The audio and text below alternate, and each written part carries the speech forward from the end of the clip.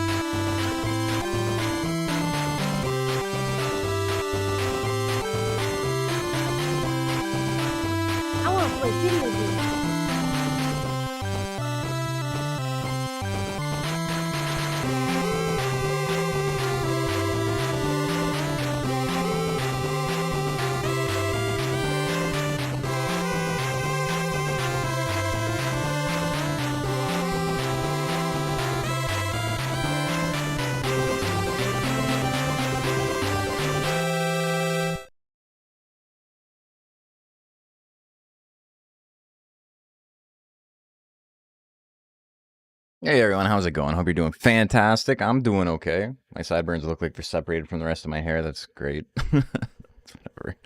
Shit needs to be dealt with by someone who knows what they're doing. Hope you're doing fantastic. I'm doing okay. My camera's super shaky. Whoa. Holy moly, that's a lot of subs, by the way. We got Twitchy Torbold. Thank you, Fury Fighter, for the 2. Very kind of him. Big Bad Moose as well. Moose Bros. You know, Moose Bros stick together. Freeman, too? An even longer time. Holy moly. An even longer... Dude just resubbed just to flex. That's crazy. Anyway, I really appreciate it, folks. Very, very kind of you. Yeah, you may have noticed the Moose Meadows, like, gacha discs are back. There is no purpose for them. They don't do anything. It's just funny if you want to, like, spend some chips. We might set up a bot at some point, but that's so out of my wheelhouse to, like, keep track of that. Like, I don't really know how any of that works. To, like, keep a spreadsheet of it or whatever.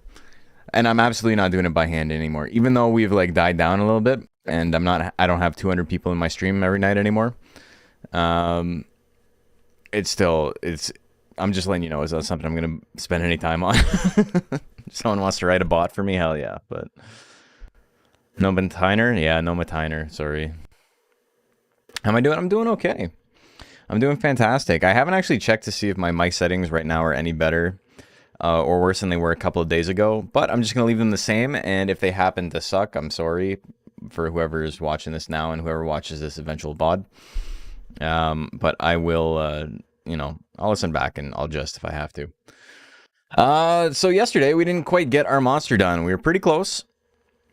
And then realized I had to roll for a tech and took 100 attempts. And I did it overnight last night. And so we are good to go with my boy, who I've been chilling with.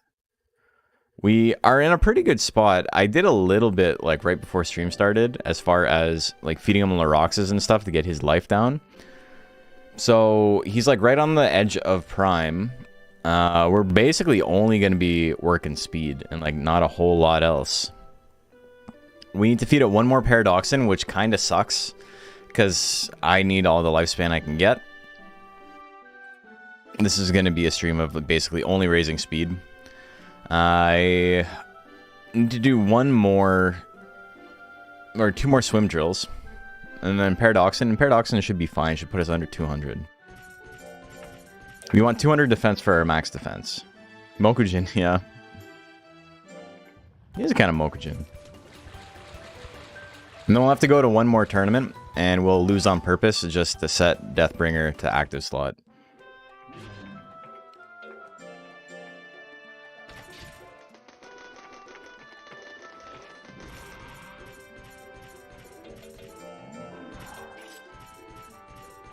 Okay. I'm just going to do one more.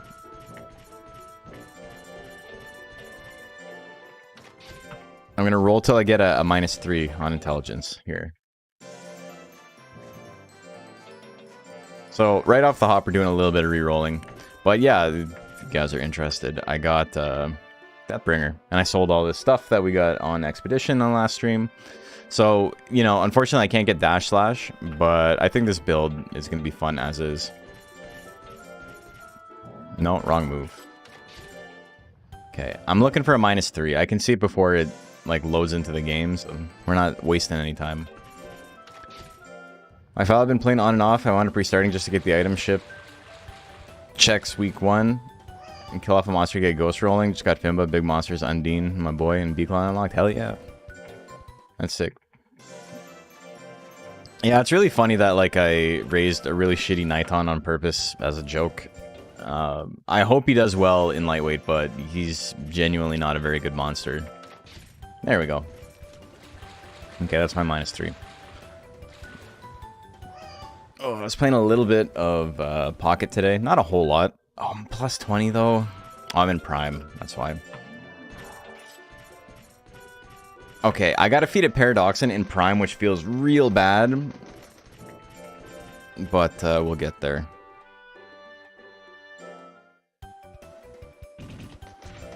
Yeah, okay, whatever. I'm gonna have like 260-ish weeks to raise speed, which honestly is not that much. I gotta get it to 800. I'm in sub-prime already? My prime was like 3 weeks long? I might have to go get a Silver Peach. It's almost that time anyway, so it's fine.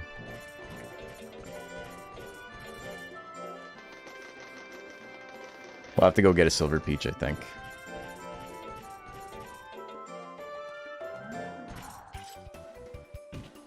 This will put me under 200 defense, though, so, you know, it all works out.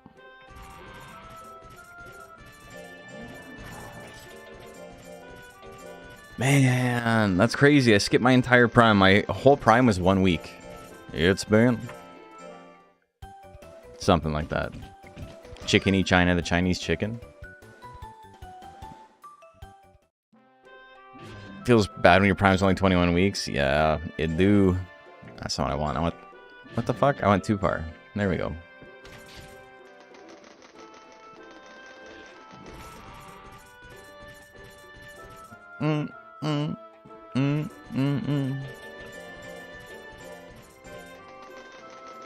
Okay, one more power drill.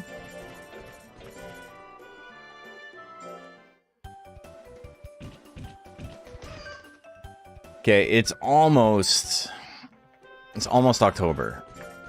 Literally the only drill we have left to do. I mean, we have to do some shoot drills. We have to do some more power drills. Life up to 100, which we can get through defense. But other than that, we got to raise 14 speed to 800 speed. So we're in it for long haul here. 5.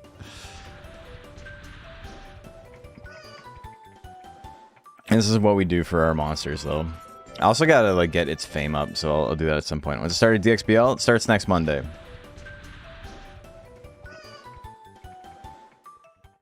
Hope y'all put your Discord names in, because we'll be letting you know when your monster needs to be uploaded to fight.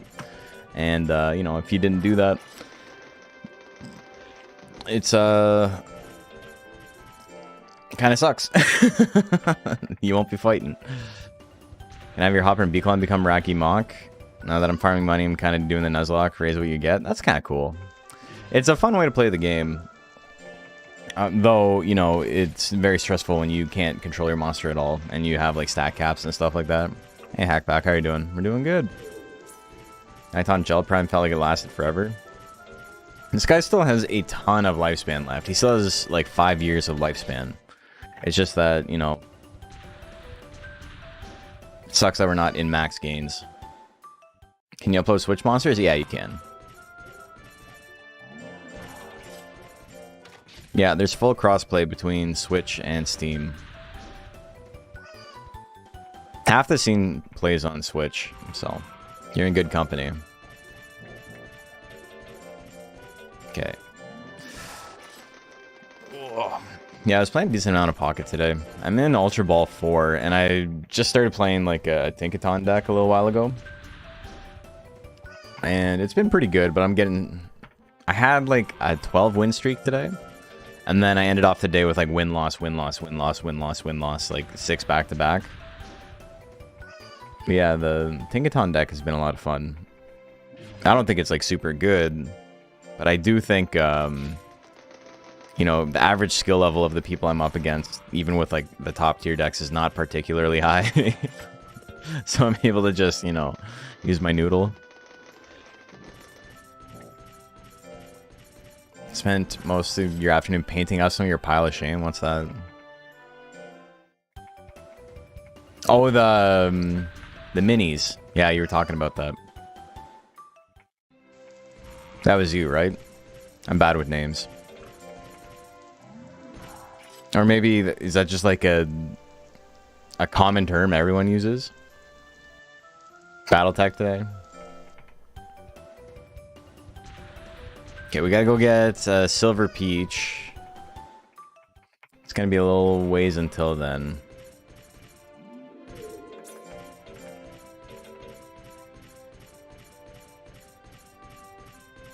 Do I want to go back?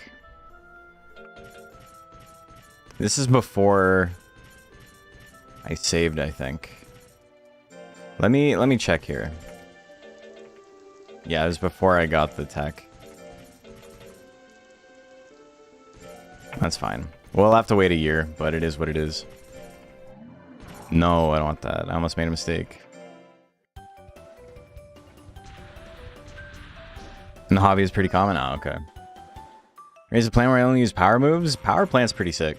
It's probably easier to play than intelligence plant. Not a lot. Oops. Waste of lifespan there. Not a lot of plants can actually get access to lifesteal. And lifesteal is like the reason you run an intelligence plant in this game. So like if you're not actually able to get access to that, it you know, it can be a little bit difficult. And then like Face Drill is like a pretty solid deck. What are your thoughts on Clodsire deck and Giratina deck? Do you mean Giratina like the Darkrai deck or the Mewtwo deck? Giratina's in 2 different decks.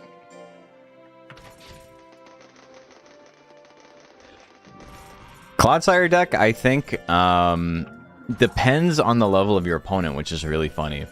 Because like low on ladder, it's worse because everyone's running Arceus, but high on ladder, Arceus like kind of blows. So no one's running Arceus and it's a lot better there. Poison's pretty solid against like the ultra defensive decks that are like really popular right now. But yeah, like I said, it's bad against Arceus, even though no one really uses it right now. Both? I think it's good. It's probably the best card in the game. It like slots into everything really well. Giratina Arceus, yeah. It's very, like, how do I say it? Why would you not just use Darkrai instead? It's same HP. You do way more damage.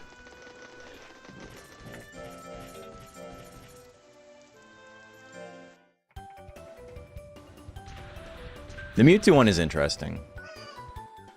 Mewtwo one becomes like unbelievably powerful if you're able to stall out, and if your opponent's able to get quick damage or they scale a little bit faster than you do, then you like almost instantly lose. So that's certainly something.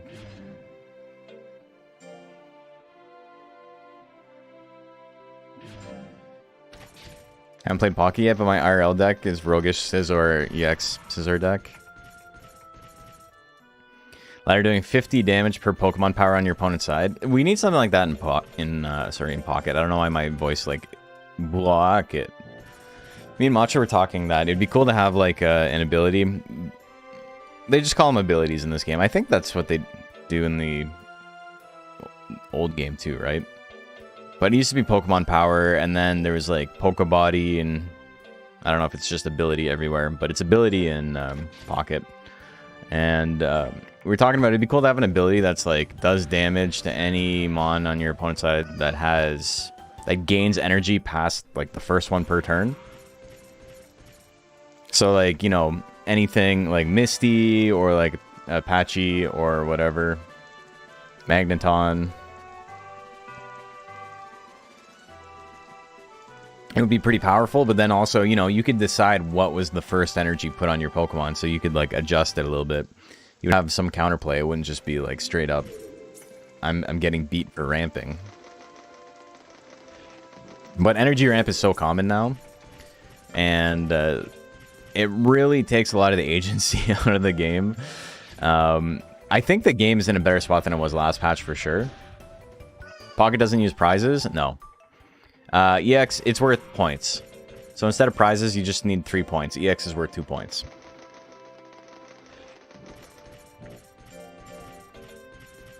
Darkrai, Weavile, Lopunny. Probably don't need Lopunny in that deck. Darkrai, Weavile is really good, as is.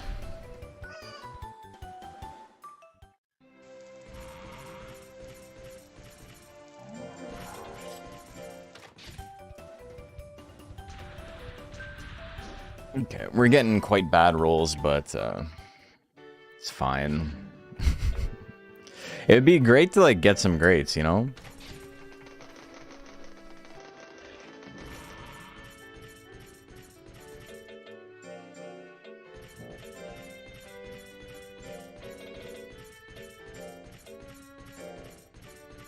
Pokepower and Pokebody, that's some memory. Pokebody was just innate abilities, or Pokemon Power were active declarations. And Pokemon Power was, like, couldn't be activated if they had a status condition, like a condition on them, and Pokebody was just, like, always there. Right? I stopped playing before Pokebody was a thing, but I just remember it through osmosis.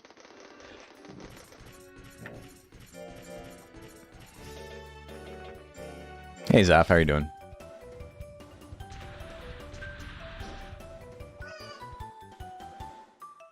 God damn. Oh, these rolls, man. Get some greats. Maybe I should be feeding it jellies.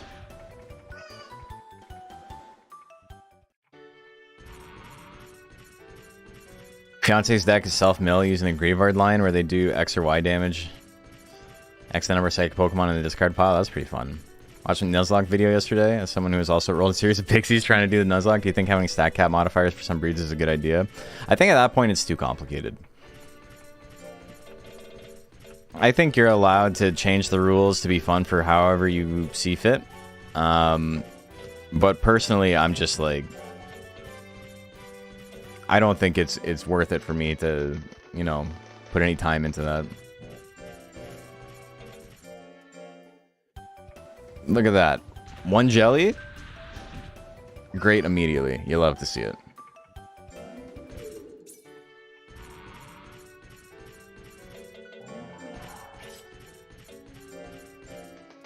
Death Mambo Nuzlocke episode is pretty great. Oh, the one we just did? Yeah. It's a little bit of movie magic on that one. It wasn't quite 5 mons in a row that were that bad. There's one monster in the middle that's going to be next week's episode.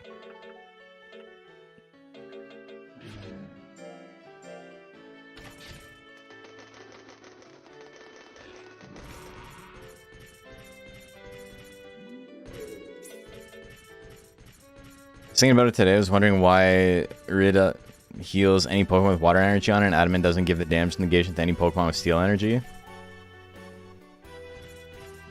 Honestly, I like it more the way it is. Like, I get it. And I know you're thinking about it because you're running that, what do you call it? The Meltan deck. Or Melmetal. But I think just all of Steel Pokemon having it without having to worry about energy ramp is a good thing. You get it, select Team Rocket Grunt, removing 2 or more energy from your active Pokemon can be cruel. Yeah, I mean, things like that are, like, fundamentally make the game, like, kind of a joke competitively. It's still fun to play. I enjoy playing it. But, like, Misty and Grunt are so unbelievably, like, powerful. And in, like, a bizarre way where you don't have any opportunity cost for using it. If you use it early on, it's usually like, well, I don't have anything else to use, so I'm going to use this. And so if it goes off, I win, and if it doesn't, oh well. It doesn't make a difference. Doesn't change my play at all. Only time where that's not really the case is when you have Misty and Oak in hand. But often if you hit the Misty, you're going to win. So you just go for that. And then Grunt. The Grunt is kind of similar. You're like, okay, if I can get rid of their energy, they can't kill me next turn. And if it doesn't work out, then, you know, nothing's lost. I lose the same way I would have lost anyway. So there's no real downside to using them. I don't think the cards themselves, like, the value proposition is not great.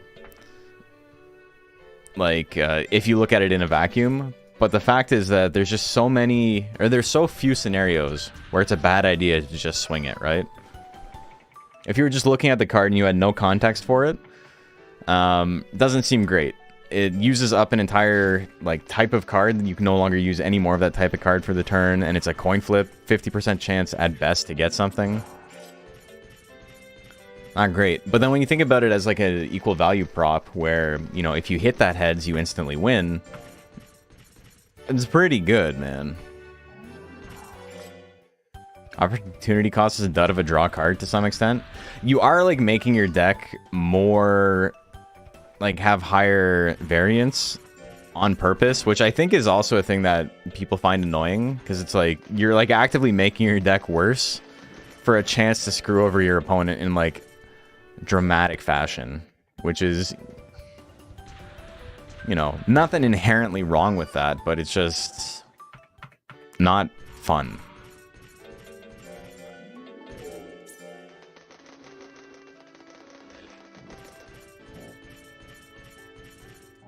So how many cards in a deck are just generic staples in Pocket? There was something like that going in Yu-Gi-Oh! Where I quit. Everything felt too samey.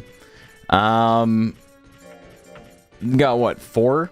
Guaranteed. You got 2 Professor Oaks and 2 Pokeballs. And then after that, there's a lot of decks that run 1 of. Like almost everything. A lot of decks run 2, like Sabrina's, which is like Gust of Wind. Except your opponent chooses what card comes out. Cyrus is you choose, but only a Pokemon with damage on it. Both of those are really strong. But not everybody runs 2 of both. Like, not everyone can afford to have 20% of or 40% of their deck be just, you know, control like that. Leaf is good. You remove you can retreat for 2 less cost. Some decks run 2. Some decks only run 1. Lots of decks don't run any. It's probably only the 4, the 2 Pokeballs and 2 Professor Oaks. And even then, I've made a couple of decks that have... Or Fuji. What one's Fuji? I know he's in the old game. He's not in this. That was like, put a Pokemon back on the field, right? Or something like that?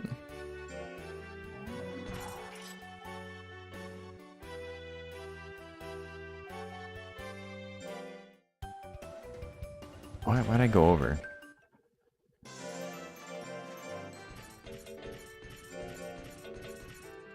I used an item already. Alright, whatever. We're just gonna rest here. Get rid of it. Tepin brought evidence back. I haven't played Tepin in forever. I'm doing good. Spinda, how are you doing?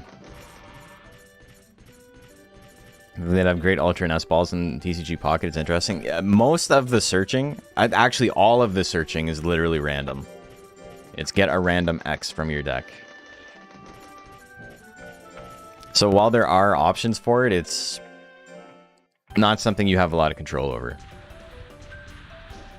There's a collector's kid. Remember people losing their minds over him? Never played a game once. Fuji puts your bench back into the deck. Oh, okay.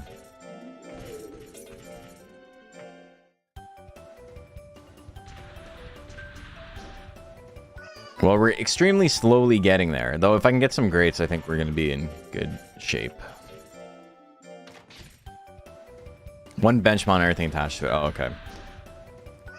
Yeah, there's a fun card in Pocket that not a lot of decks have the ability to run, but it is silly. And it makes a couple of like really weak decks like functional, which is, you know, my favorite type of card, which is Poke-Flute. And it takes, you choose a Pokemon that's in the discard pile from your opponent and put it back on their bench.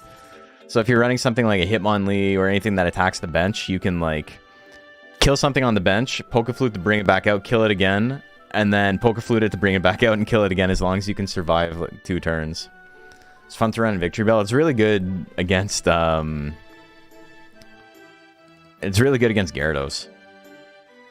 Because you can just smoke the Magikarp 3 times and there's nothing they can do about it. Oh, they're building up the Gyarados. Okay, whatever. Let me just beat up this fish. Yeah, it's good for Victory Bell. Because Victory Bell's ability is that you can swap out your opponent's active Pokemon with a basic from the bench.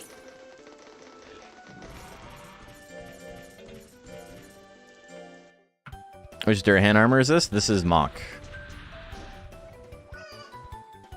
Minecraft made ridiculous bank last week. I saw. Did anybody see the movie?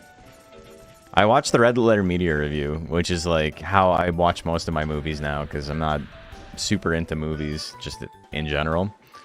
But it was really funny seeing them be like, yeah, this is Wood Knight. It was really funny seeing them be like, I didn't hate the movie. There's nothing wrong with it. It's pretty charming, but I just didn't want to see the second half. We went to the movie theater. We watched 40 minutes of it, and we're like, all right, that's fine. And then they just didn't watch the rest. Yeah, apparently it's like not terrible.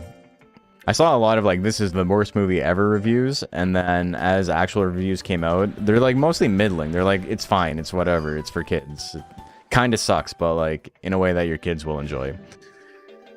So all the like worst movie ever reviews are just like straight up baiting.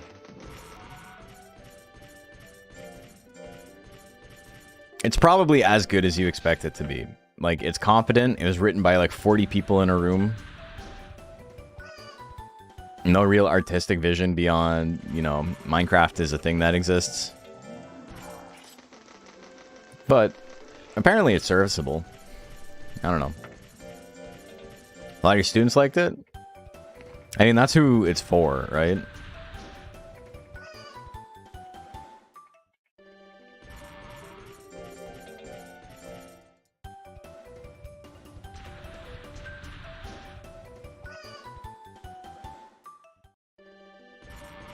Okay, we're really not getting any grades.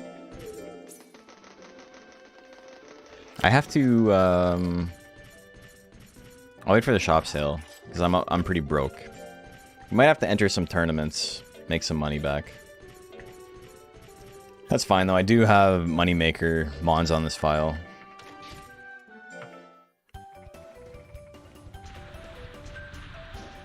I can feed a Cup Jelly, too. There's always a chance to get 3 grand that way. It's bad like a Don Bluth cartoon movie is bad. I mean, Secret Nim's pretty good.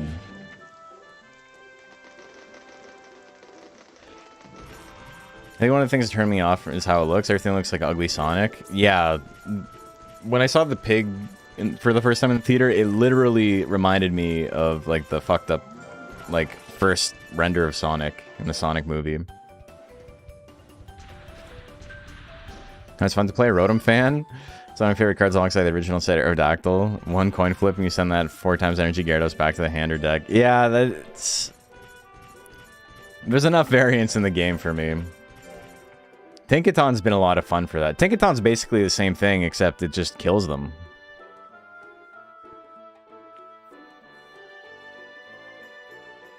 Casey and I saw Mickey 17 a little bit ago, and it was super good. What's that? Mickey 17. Still no greats, eh? He really doesn't want to get a great.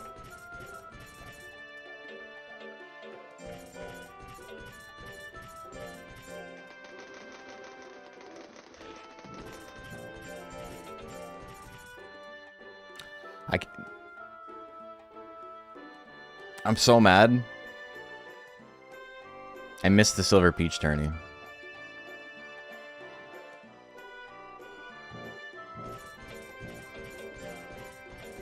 It was right here. Womp womp.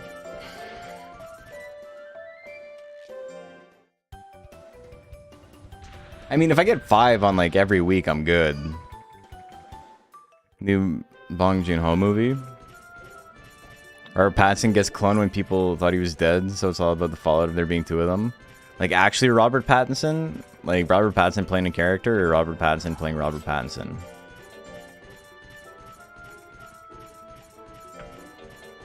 Character? Okay. I got 30 fame, so I need 3.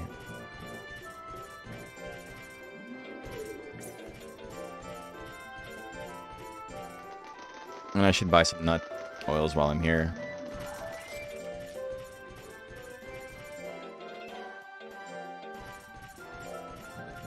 Okay, super broke. That's okay.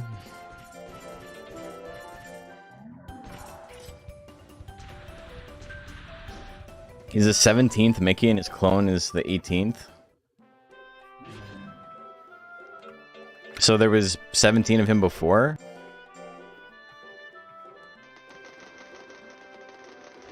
I think, is that his whole thing? Is that like he keeps getting cloned as he dies? But they cloned him too early and so now there's 2? Is that like the gist?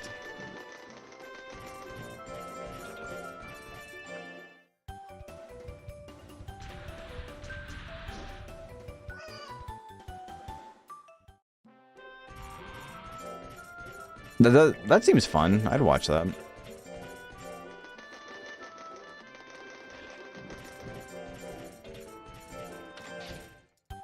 Something beautiful about winning no KOs Rotom fan. I can imagine. It seems it's very funny because it's just coin flip to like get rid of the Mon. Like, what are they gonna do? Good index like against stuff like Draudigan and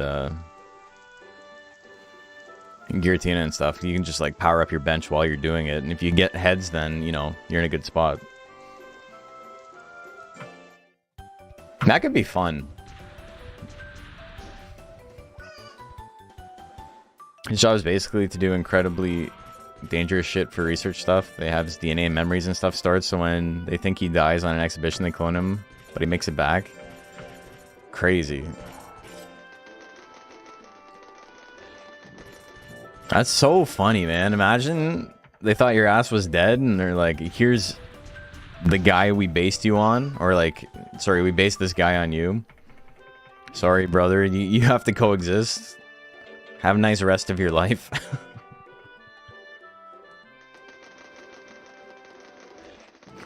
I don't know about you, but I would have instant solidarity with the clone.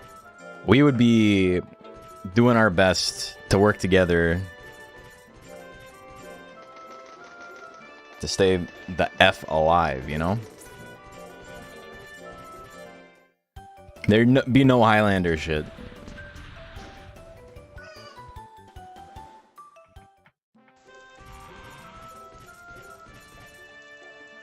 One against fully stacked Mewtwo Gardevoir deck. Aerodactyl coin flips, hell yeah.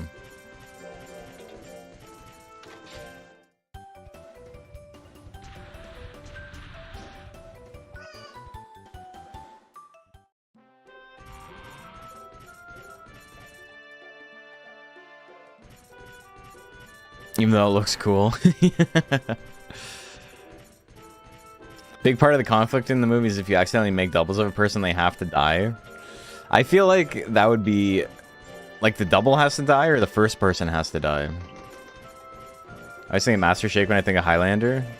I haven't watched a lot of Aqua Teen Hunger Force. I don't have a ton of, like, frame of reference for it. Beedrill? I really like Beedrill, yeah. Good-ass card. That's how I got the Ultra Ball with Beedrill, and then I'm like, I should probably play a slightly better deck instead, and then, you know, I played Weavile and just won a shit ton of games. And then I got bored of that, so now I'm on my Tinkaton bullshit right now.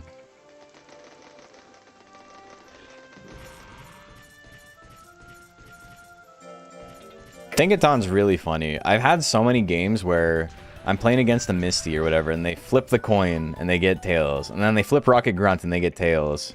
And then I flip my big hammer and I do 160 damage and kill Gyarados in 1 hit. And I guess it'd be 2 hits. Or if I have red, it's 1 hit. And it's like, sorry, brother.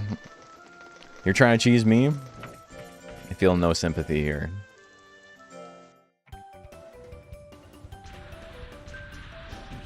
All right, that's the second great in like this year, and it's only for 6. Ugh.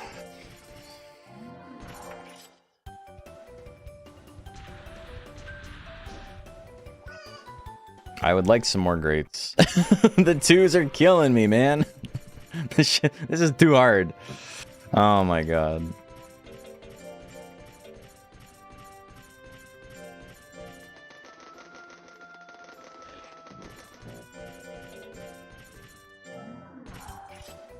This'll do.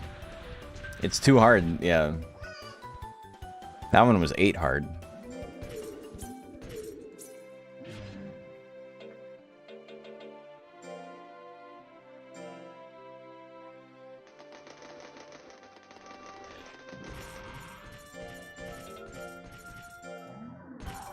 We're gonna have to go win a tournament. Is it this week or next week? It's next month. World Monsters Cup. We'll go win World Monsters Cup and then we'll be fine.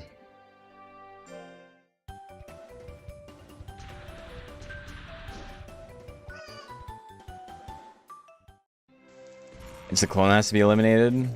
I'd hide that fucker. Diarrhea and Frank style. You'd be living under my floorboards, eating rats or whatever. I guess I'm kind of confusing it with the evil twin from The Simpsons. Easy mistake to make, I think. And 2. This time it's personal.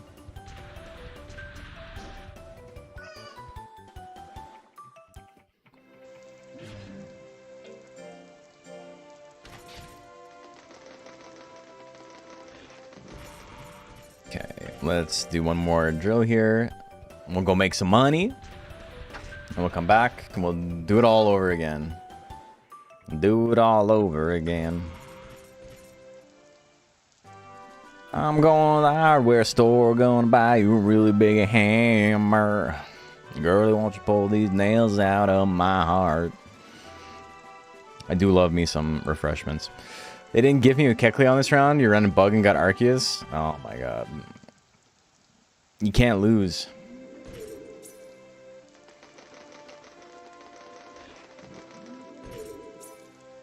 This is how he wins. I watched Uncut Gems for the first time this weekend. The most stressful movie that's ever been made. I was loving it, but it was insane.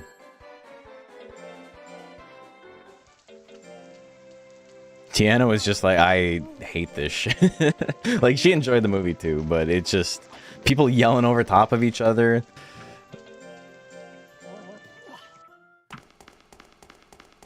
It was intense. It was a very intense experience.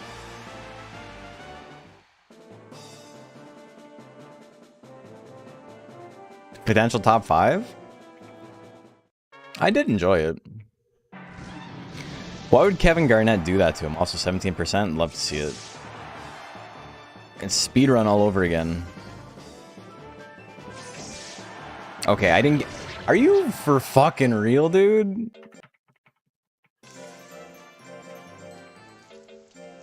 Brother. Movie directors made before it is awesome too. What movie did they make before that? What? Who directed it? I wasn't paying a lot of attention to like the credits and shit. Oh, I got Tornado Claw too.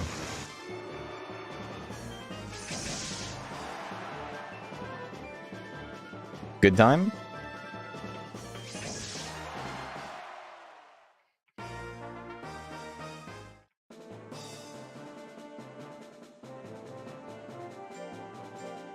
Is that like Good Burger? Because I'm a Good Burger fan. Similar vibes? Yes, no?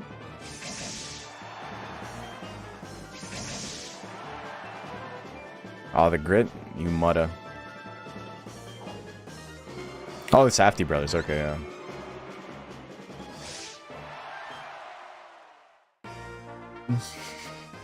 Similar vibes, yeah. The good burger? Alright, I'm sold.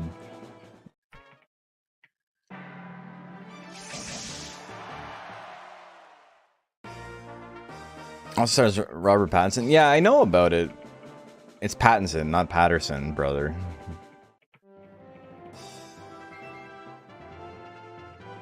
Robert Patterson. Robert Patterson sounds like he writes like procedural novels like John Grisham. Autocorrect? Hell yeah.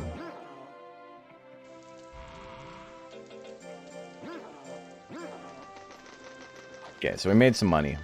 Got 15 life out of it too. Big Lucker goes to the freezer.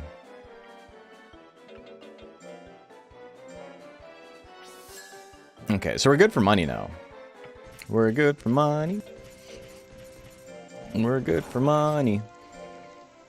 How's Durham doing? He's doing okay. We're just slowly grinding up his speed. It's gonna take a while.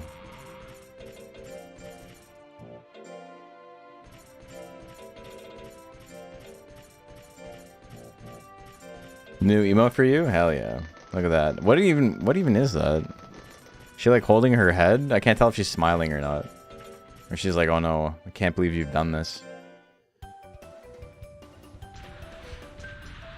We just gotta get to 800. I got 200 weeks of lifespan left, so if I'm getting 2s on that, that's 400 points right there. That's most of it. But we were also gonna go get a silver peach, give us another 25 weeks of lifespan. Which won't, you know, do much. It'll keep us an elder. But I'd love to get a dragon ready for this. I've only got the foundation down. It's gonna be speedy hound dragon. I mean, you still have time. All we got is time, brother. We got basically a full week.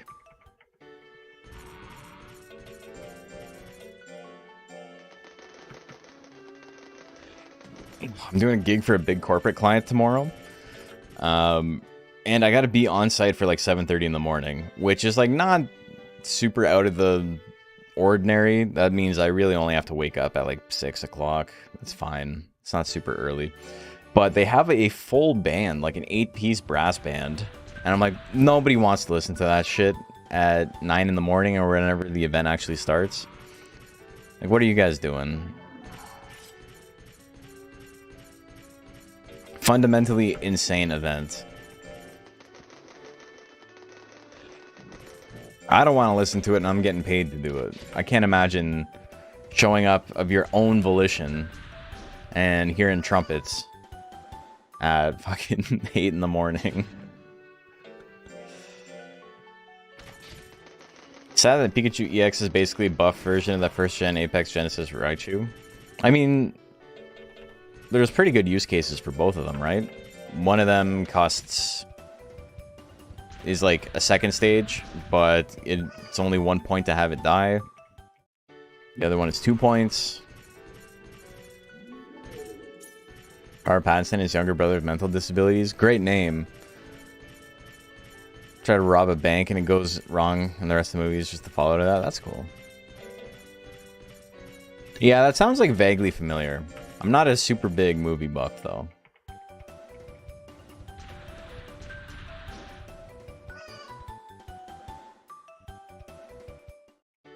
Do you get lots of marches where you live? We get quite a few.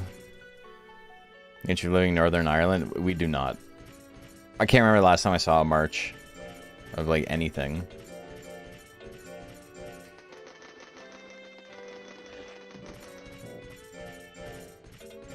Didn't Pattinson have a stalker he confronted and took on a date and was purposely boring to ruin the fantasy? That's incredible. That dude is killer, if that's true. That's the coolest shit I've ever heard. You can't march the penguins? Brother, penguins are southern. We only got polar bears up here.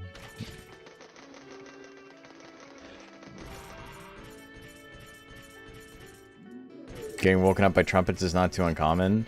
I can't imagine.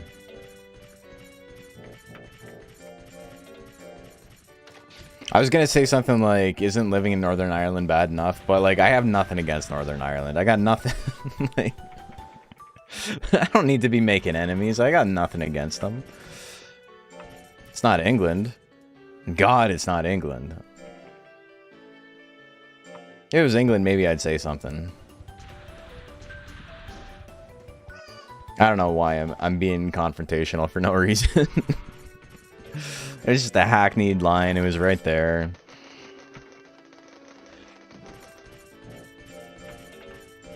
Listen, it's also not like a country that people like historically make fun of. Like, it's just, yeah, Ireland seems cool as hell.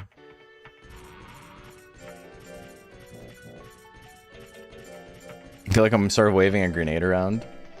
It's just like, it's almost funny because it's such a country that is like, no one outside of, you know, maybe England has anything bad to say about it. It's really into movies in high school. We've gotten a little back into it the past year. That's cool. I remember one of my friends was like super into movies that were like, you know, not just super bad and whatever I was watching at the time. And I remember they like showed me, was it Tusk? I remember just watching Tusk. Like we watched, it was like during the Beijing Olympics. We like watched the 100-meter dash, and then we watched like Napoleon Dynamite, and then which was like 4 or 5 years old at that point, and then Tusk, which was like a crazy triple feature. Like, I don't know why that's the way we did things, but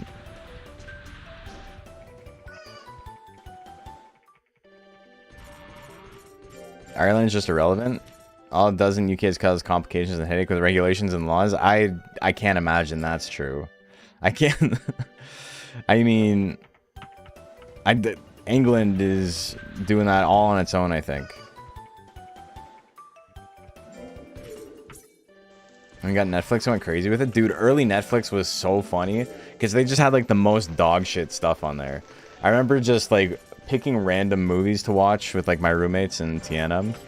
And it's like Uwe Boll films and yeah, 6 points in. And like whatever else trash, like Abraham Lincoln versus the Vampires or whatever that fucking movie was called.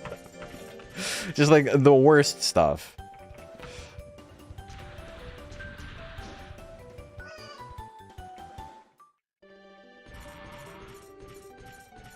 I don't know. And then started getting like actual good movies a couple years after that. DVD rental Netflix days.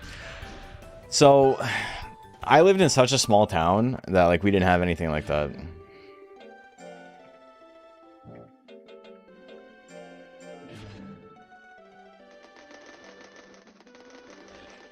You nearly got trampled first try? That's sick. I'm happy for you.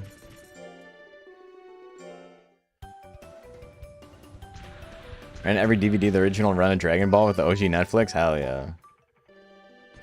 Yeah, I used to work in a convenience store, and I would get movie rentals for free. And we would just, like, rent awful stuff. And there'd be so many times we'd, like, rent a movie. And, you know, I would, like, have a friend over or whatever. Or, like, my cousins were visiting or something. And I picked a random movie off the shelf. And of course, in like the first like 2 minutes, there's like gratuitous nudity or something, and I'm like 11 years old. So my dad's like, "All right, what the fuck is this?" I'm like, "What the hell is wrong with you kids?" And I'm like, "I didn't know. I'm not trying to be a pervert. I straight up didn't know." I rented a DVD of Animal Planet's Most Extreme, and I'm pretty sure my mom threw it away on accident. And Netflix got mad at us. What are they gonna do? I just sent them a letter that's like, come fight me.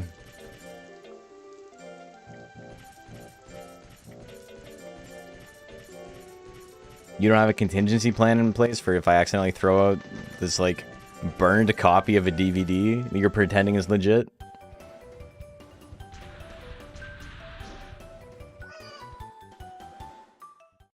Did I move far away from my hometown? How did I make choice of house location? So have you played Civ? I picked a place that was close to like a lot of like easy resources. I moved out of the tundra. Just ended up paying them like $15. I'm very mad at you. You owe me $15. Okay, Netflix. Let's go get some more money.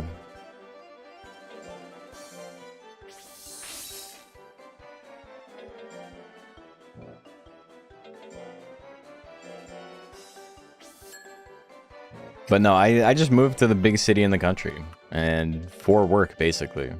For school first, and then for work after.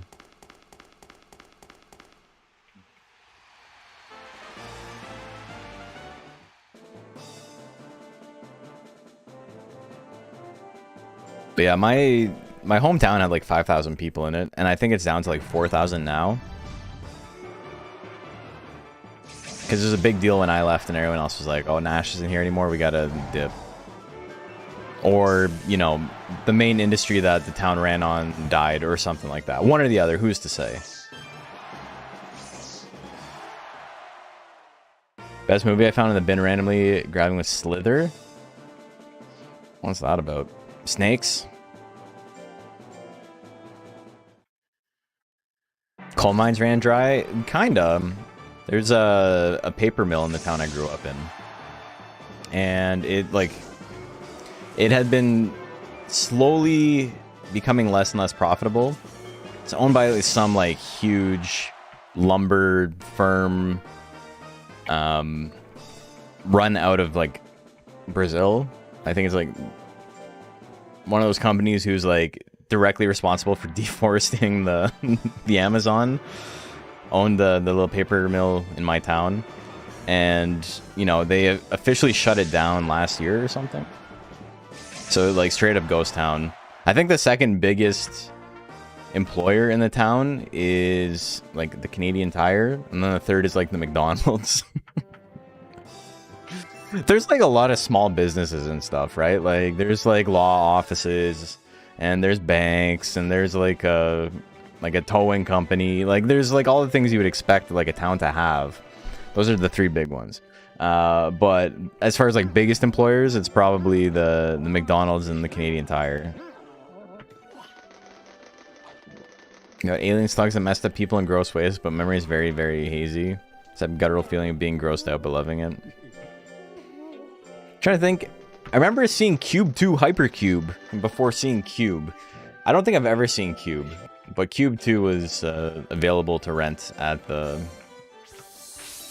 convenience store I worked at, so I watched that and just being like, was I supposed to...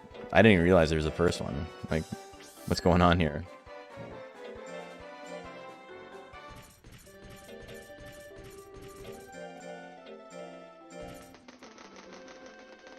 Where he lives very famous for artistic glass and tomatoes. This man lives in Italy.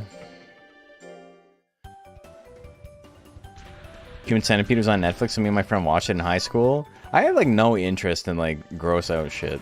And I say that as someone who's watched Hannibal Holocaust. Cannibal Holocaust. That shit's, like, genuinely, like, just unnecessarily dumb. Gross. I wasn't having a good time. It was fine. I mean, I guess you don't see anything. It's more of like the psychological aspect of it. And then it's like a little bit gross, but...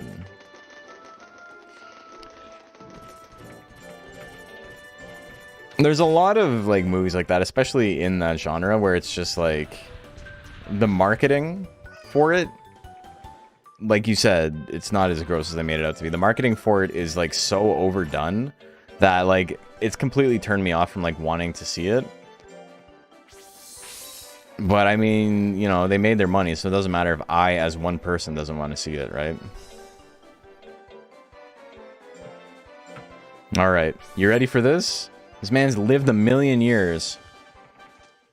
What does he have to show for it? I forgot to rest him. That's okay. He's gonna go into the tournament tired. That's fine, though. Got 68 weeks of lifespan left, because he's only done, like, expeditions. Next, who really leaned into it? I bet they did. That's how it works, right?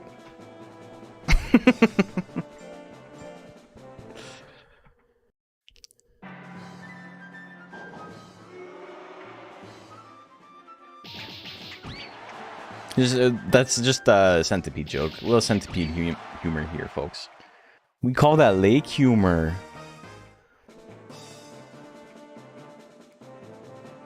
I should probably have like a we call that lake humor sound effect. I'm in Jersey now. Toxic wasteland. Toxic wasteland.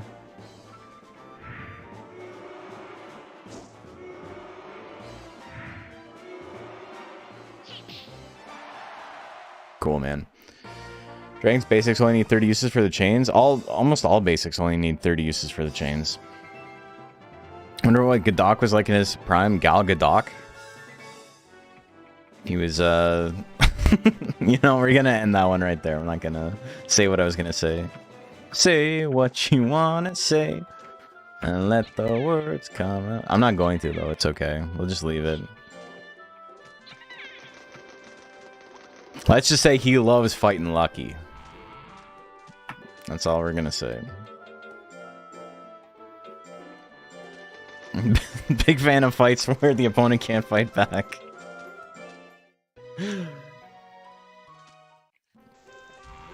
Alright. So Nintendo 64 is looking well. He just got us a Silver Peach.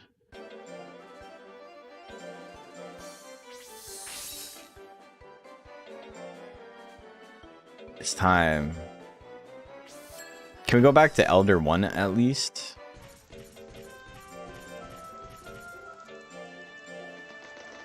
$200 weeks of lifespan left.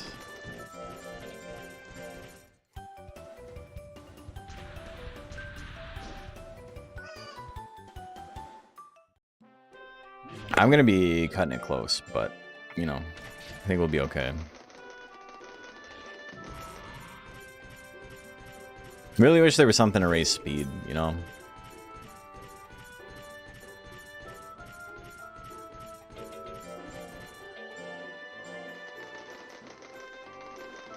$200 weeks plus 3 gains a week.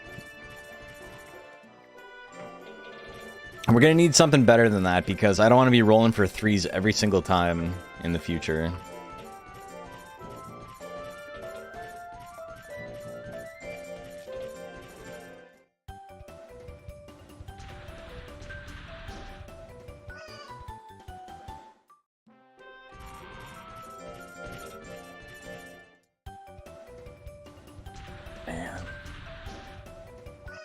Because my power and skill aren't maxed out yet, which is like the shitty part about all of this.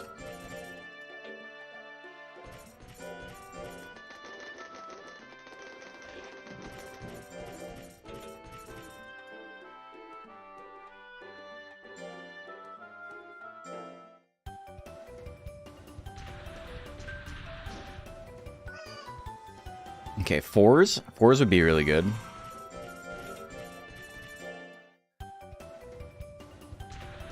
That's a 2? I don't want that. We gotta do better than 2. We'll reroll if it's worse, 2 or worse.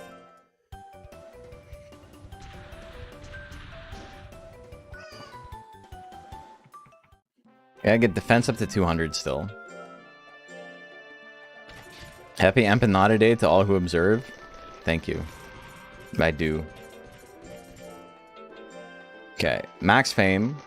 We need to make sure the Deathbringer crits.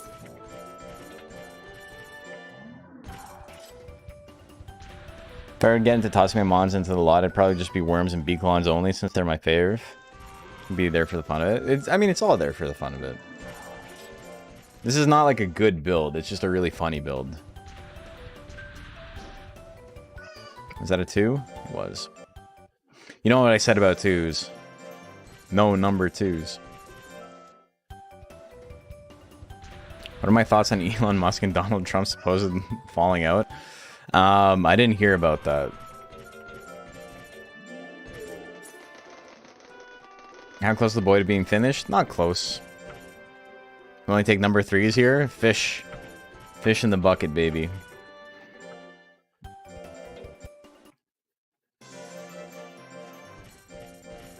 Girlies are fighting. Love that for them.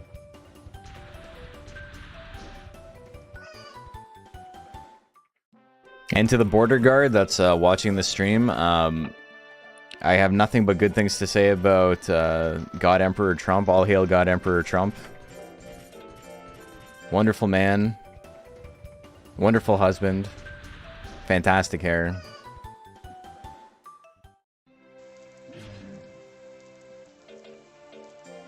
What more could you ask for? My liege. Yeah. Yeah, going to combo breakers a bit... It's making me a bit anxious. I think it'll be fine. I can't imagine it wouldn't be, but, you know... Canadian doctor and shit getting thrown in jail is like... I'm not even a doctor. I'm not even a doctorb. The B stands for bargain, and that's not me. It'll be fine. I'm sure it will be, but... It's very easy to say when there's literally no risk for you. But I do have friends who have like gone over the border, and one of the people in my carpool for Combo Breaker is going to Chicago this week, so they'll be able to suss it out a little bit for me. Monster Rancher 2, Battler and Doctor? Whether I live here? Yeah, but that's what I'm saying, is like you don't have to worry about crossing the border. A lot of my plans this year definitely got put on hold. It's actually visit a friend in Toronto. I don't know what's happening. Yeah, well, I mean, Toronto's not the United States, so you're safe. You'd be safe here. I could personally guarantee it. I'll shadow you. Leaving your house is a risk? That's fair. Though, here's how I view it as someone who's like on the outside looking in. I live in Toronto. Toronto is the 5th most or 4th most. It like goes back and forth with Chicago, populous city in North America. Big metropolis. Running through like the northern end of the city is Highway 401, which is the most like the busiest. It sees the most traffic of any highway on the continent. It's not just Toronto. It goes like super far west and east on both sides of the city, all the way to like the borders of the provinces. Huge highway. I drive on it like all the time, and it doesn't bother me. And people are always like, I hate driving in Toronto. I don't know how you drive in that traffic. It's so bad. And I'm just like, it's whatever. Like, you drive. It's not the end of the world. But it is quite literally the worst place I've ever driven. And I just need to like remind myself that, because anytime I go anywhere else and they're like, oh yeah, traffic's real bad today, and there's like 2 cars at the stoplight in front of them, I'm like, you guys are insane. So that's kind of how it feels to me. Me assuming like Toronto traffic is fine and it's no big deal when it's like quite literally the worst in the entire country,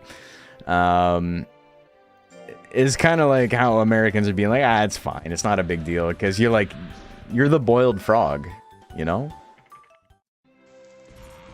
You haven't hopped out yet. The temperature's fine, come on in. And then I hop my froggy ass in and I burn up immediately. I didn't sign up for this. Gotta fix how I say sorry. Sorry. Sorry, bud. I don't even know what the right way, or like the wrong way to say it is, i.e. the American way. Is it sorry? Or is it... That's like Midwestern. I will say, though, I was watching... My bad, yeah. I was watching Trailer Park Boys again. And I've never noticed so many oots. And like saying oots in a boot than I have watching Trailer Park Boys. Because, you know, I say it a little bit. But... I don't know, man. Nova Scotia, the East, that's like another continent. Or like an R sound instead of an or. What? Okay, what? I know the differences. I'm just saying I don't know which one is the right one. You're not making this easier on me. Yeah, the 10 was sick, man. Let's just get a bunch of those. We'll be done in 60 weeks or 40 weeks.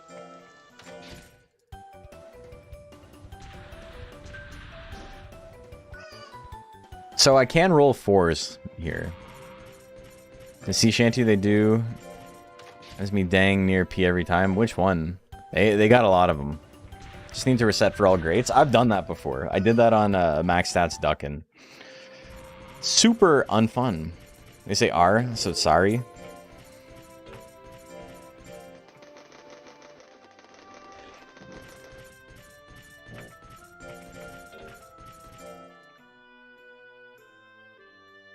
That sounds very like Midwestern to me. Had to do that too on a build? Yeah, it sucks. Born in Bama, with a father figure from Wisconsin.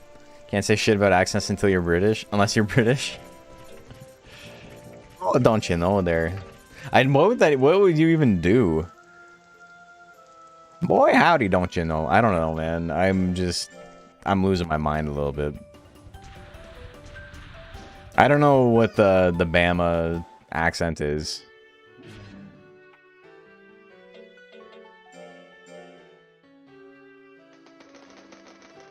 I just always say my bad instead of sorry. And tell people you don't like ketchup chips that much. Basically 100% Mexican at that point. I actually don't like ketchup chips. Tiana loves them. You got Mountain Talk. The fucking Terry Green acting method. I want some iced tea.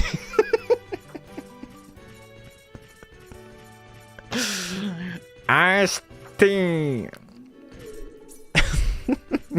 Y'all got it. Fuck, man. I love that video so much.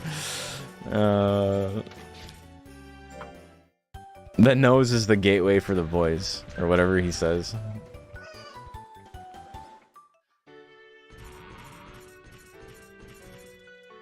Oh, man. Do you know what I'm talking about? Who Bustank? The Terry Green acting method?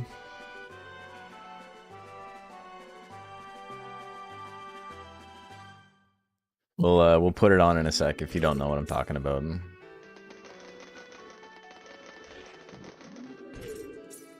Home never changes. You can take the man out of the mountains. You can take the man out of La Mancha, but you can't take La Mancha out of the man. That's what I'm saying. Appalachian sounds like Bobcat Goldthwait doing an Elvis impersonation. That's crazy. That's like an insane poll, but I can hear it in my head. I don't think I could do it.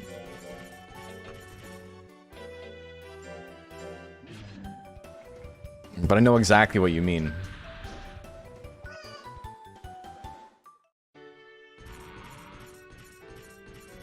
Because, like, Bobcat on his own is, like, a very, very difficult accent to do. It's not even really an accent, right? It's just, like... is it an affectation? Does he actually sound like that on purpose? Or, like, on accident? Or is it just, like, a voice he puts on? I'm sorry. I can't do it. I'm not even gonna try. I don't think you can do it quietly, is the thing. I think you can only do it loud, and I'm not willing to be that loud right now. I'm sorry. I'm terrible with the details. That's not him, but... sounds like a big voice crack that, like, never ends, yeah.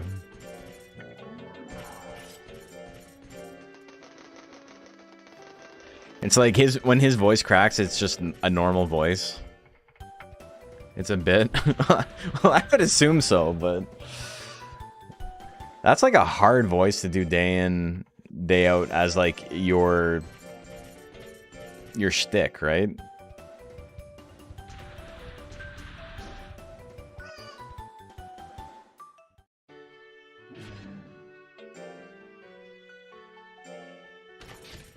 Man, am I gonna be able to get there?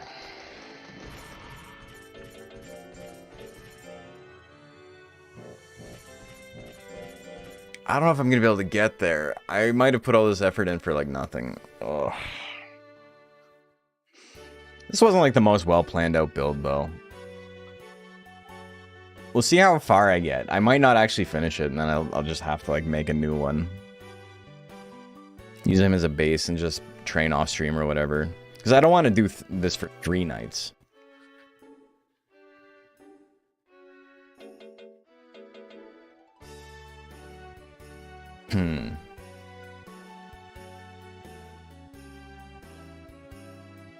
Defense up to 200, ultra easy. They'll probably take like 3 weeks.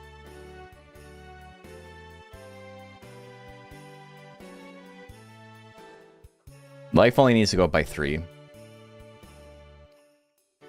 Power and skill, pretty easy to max out from where they're at. The gains are pretty good on them, like they're fine. And I can also use Troron if I really need to.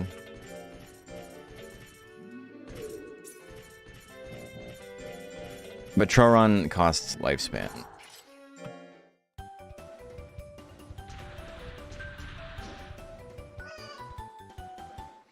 Whatever. If I'm getting 3s or better, I'm still fine, I think.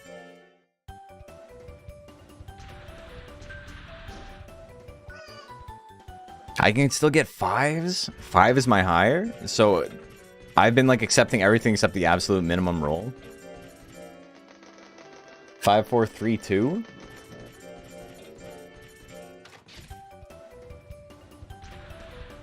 Okay, let's get some 5s and some 4s. If we get 5s and 4s, we're fine.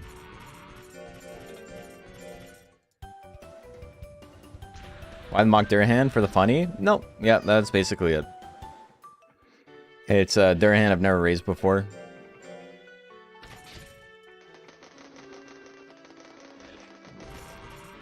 Also very funny to have, like, this guy of all possible builds, or all possible monsters, have the build he has, which is just, like, 2 gigantic nukes and nothing else.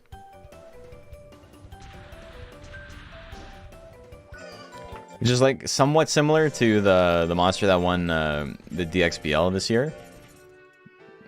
But in middleweight, which, you know, changes its... what do you call it? It changes how I can, like, spread out its stats in a pretty dramatic way. So it's just like, if he gets hit, he explodes. And if he hits you, you explode.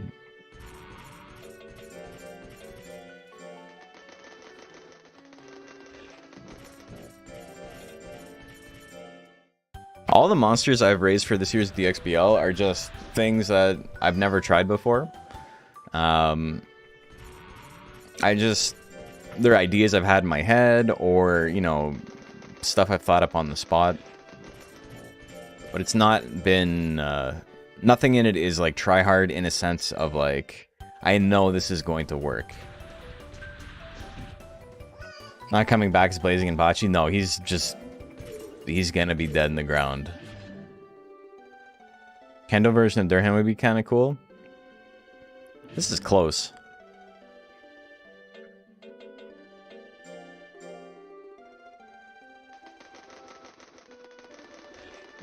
Never let go of his wooden training sword. And his wooden training boots, too.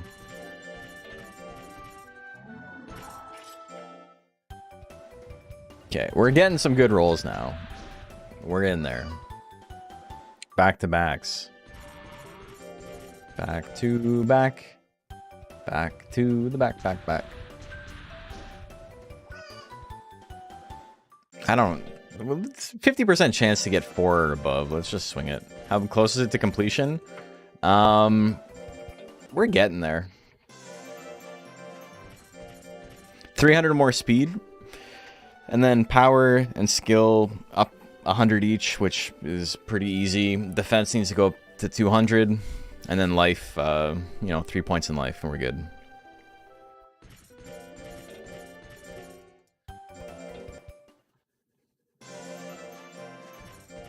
And then I gotta go on 1 tournament to make Deathbringer the active tech in slot 2. And other than that, we're done. 100 fame. Form's almost maxed. Pretty easy to minimize that from where I'm at, without trying too hard. At 3. We're rolling for the top half right now, which is a 4 or a 5, or, you know, a great, potentially. Just because otherwise I don't think we're going to have enough weeks of lifespan. So the 2s and 3s we're throwing out. But that means it's a good stream to just chat about whatever. I saw Reflex in the Discord got Master Ball in Pocket, which is pretty sick. And then they showed how many times they had played, and they have like 500 games almost. And like, you know, it's a very high variance game. If you're batting like 56 or 57%, whatever he was, that's like pretty good. Okay, made a seasoning item. Cool.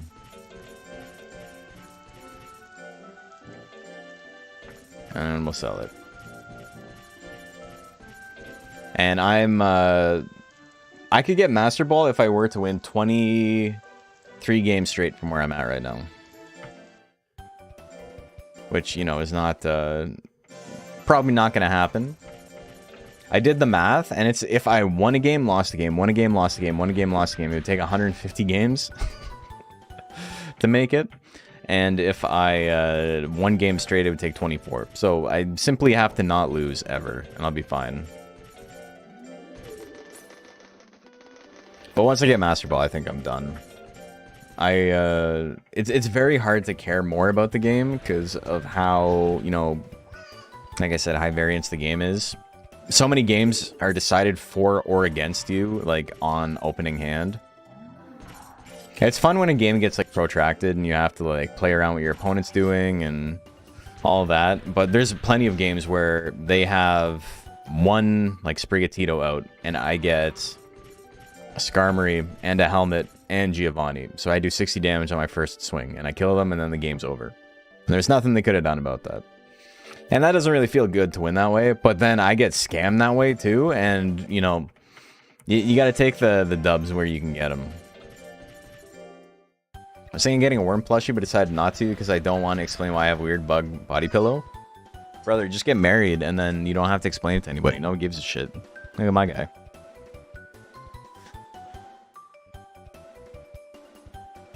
My boy Pierto is just chilling in the back. That's my deck. I'm playing Tinkaton right now.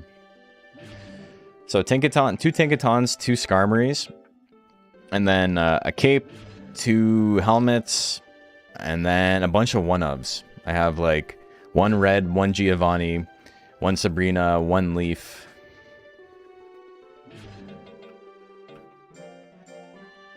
Just for like various things. I would run 2 Reds if I could get away with it, but so many decks have no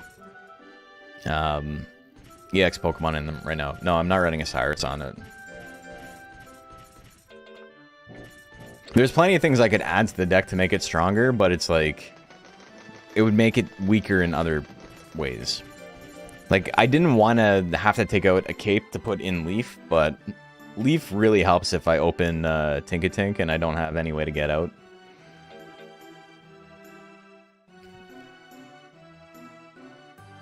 Don't think my fiance would like that too much. She named Worm Gel Pain and looked freaked out. You gave her the ick, brother. I'm sorry to hear. Sorry that happened to you. Oh, shit. But I'm happy this happened to me. Need a second Giratina EX. I'm shoving that onto that deck so hard. I just got my second one. So I could do that. But I was talking about it. And it's not really a sense of like, oh, I don't want to play the best deck. Like, I don't give a shit about that.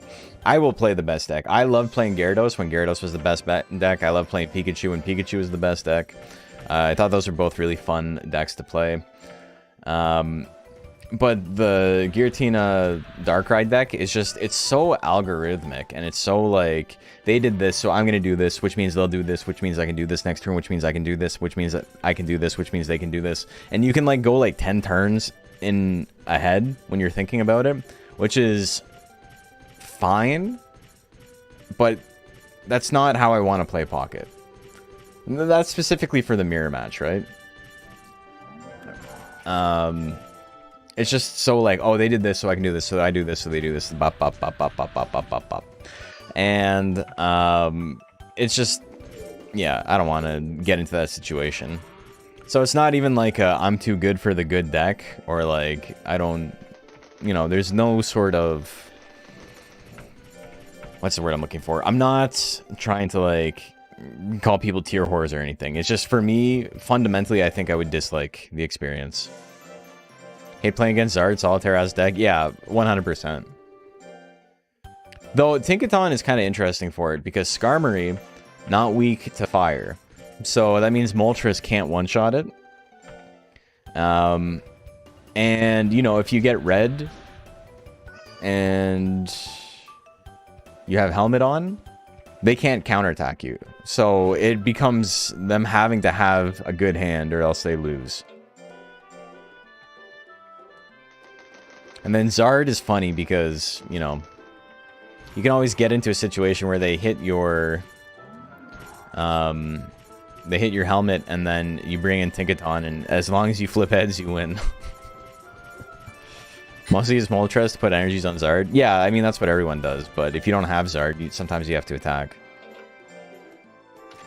So it's a good contingency against that.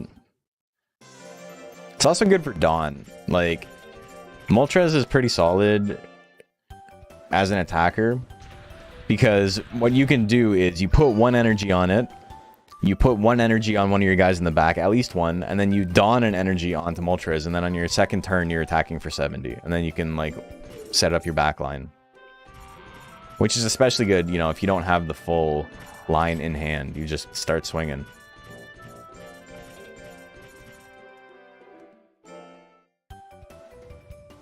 We're getting some good rolls. We gained 100 in, like, no time. Or 50, I guess, in, like, no time. 100 base set Blastoise would be doable if it was rammed into Pocket. So how does Rain Dish work? Because I know it's similar, like Energy Trans is the Venusaur one, which is you can take any grass energy and put it on the active Pokemon, right? And then Rain Dish is like you just put extra energy on Blastoise or something, because there's something kind of similar in the game. There's a Vaporeon with the Pokemon power that's like Venusaur. You can add water energies to water types as much as you want. Okay, yeah, Vaporeon has like energy trans on it basically. Yeah, no, that would not work because the way the game works is you don't draw energy. You get one every turn automatically. So that would just be unlimited energy turn one. Instantly win. I guess it wouldn't be turn one because, you know, you'd have to have Blastoise, but you know what I mean.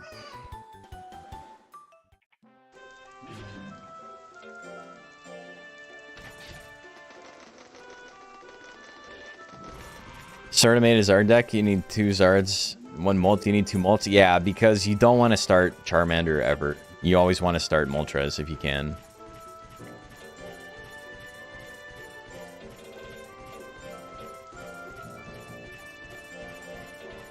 Do you have Rare Candy Pokemon Breeder? No. There's no way to turbo out stage 1 and 2s.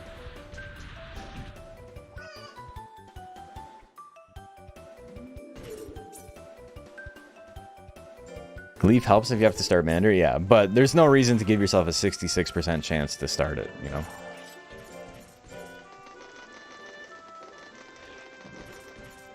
Candy would be sick. It would. I think a lot of the stage 3s in the game are like really powerful as is, though. A lot are like kind of crappy, but you know, Rare Candy wouldn't just make the crappy ones good. It would make the stuff that's really strong like unbelievably powerful. Meowscarada immediately would be like, it's already one of the best cards in the game. It would now be like the best card in the game.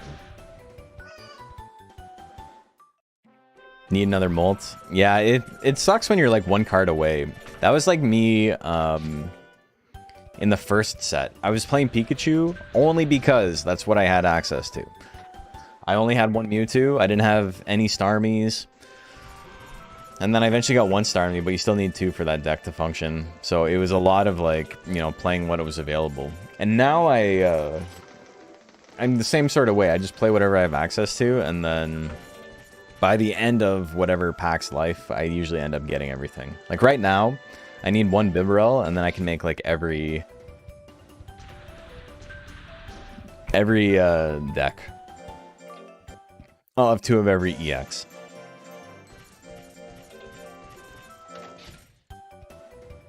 you want to pay like $5, you get a free Moltres when you sub to the game. I don't think... No, it doesn't work like that. It was for that season, or for that month. If you were to do it right now, you get a Sprigatito.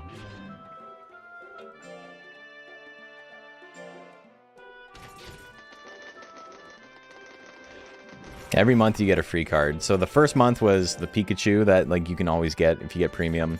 And then there's a full art Mewtwo, and then full art Moltres EX, and then, or not full art Moltres EX, but just the Moltres EX, and then Darkrai EX, and a Piplup, and Sprigatito this month.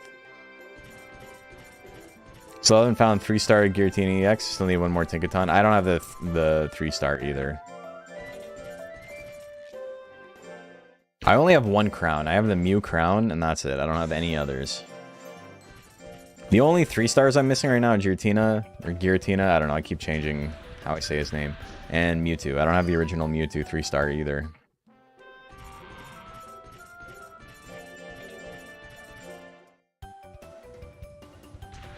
Okay, 200 more to go. 147 weeks of lifespan. We're gonna make it, folks. Barely, but we will. It's just gonna take a little bit of re-rolling. Got a Gyarados deck, 2 Magikarps, 2 Gyarados, 2 Spiky Dragons, Dredigan, 2 Rocky Elms, Professor Oak, and Pokeballs and Misties. Do you have any Manaphy's? Manaphy helps that deck out a lot.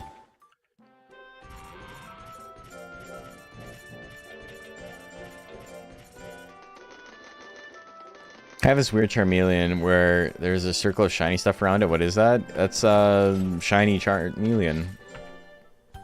It's a rare drop.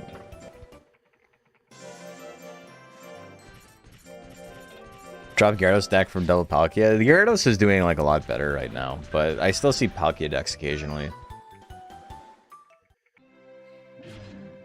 Gyarados, I think, is one of my favorite decks because Magikarp is so fragile, right? They give you this like unbelievable boss monster, but you need to like get it online. You're not just like given the win for having the card in your deck. Why does my Charmeleon have jaundice? Yeah, I know. You gotta take him to the hospital. The Poke Center. I look at a card, let's see if there's anything I want to build around.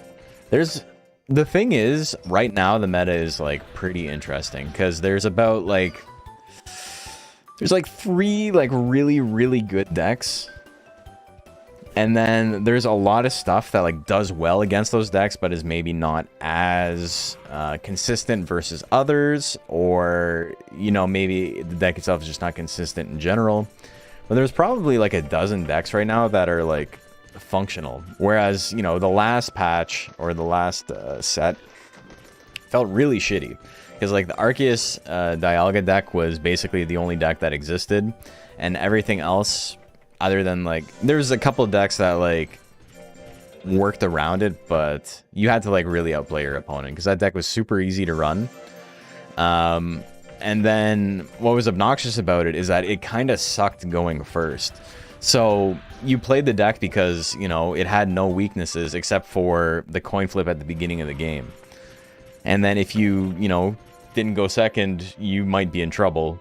If you went second, you were almost guaranteed the win. It was not a fun time to play the game. But this new set has like really changed it. Beedrill's good. There's Meowscarada decks with Beedrill, with Executor EX, with Magnezone. Skarmory Magnezone is still good. Arceus Dialga is good. Skarmory Tinkaton is pretty solid. I don't think it's quite as good, but it's there. Weavile Darkrai is a really good deck. Darkrai Giratina is a good deck. Mewtwo Giratina is a good deck. Gyarados is really good too. New Pikachu any good? It sees play. I personally don't think it's like as strong as people seem to be giving it credit for, but being able to do like 170 damage or 150 and then a turn early with Dawn is like really good. It's just, you know, the low HP is spooky. It also does mean that attacking into Rocky Helmet puts you in like a really precarious position. Even as something like Skarmory, which is weak to lightning, if they're playing Pachirisu, they can't attack my helmet. Because if I attack them, especially if I'm going second, I attack them, all of a sudden they can't use that card, which is the usual lead.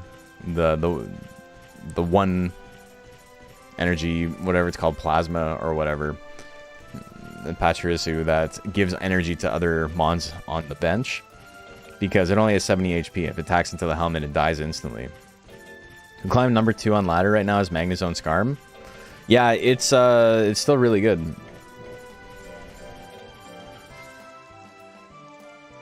Carnivine Arceus is good right now. There's an Arceus deck with 2 Carnivines, 2 Arceus, 2 Rotoms. The Rotom that has the free retreat.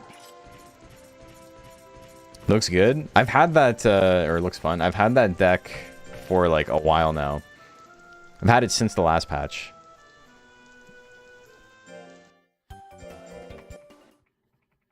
Magnezone new Pikachu X is probably good. Yeah, it's solid. There's also like fighting decks that are still good. New Lucario doesn't see a ton of play, but like Rampardos is really strong right now. I wouldn't say really strong. I can't remember the last time I lost to it, but that might also just be my deck doing well against the fragile fighting mons.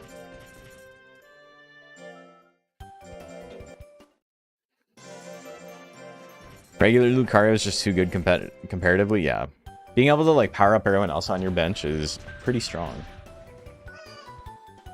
I do think the Lucario EX is pretty solid. It's just, I'm going to be completely honest, I don't think the people I've played against who've used it have been good enough to like use it properly.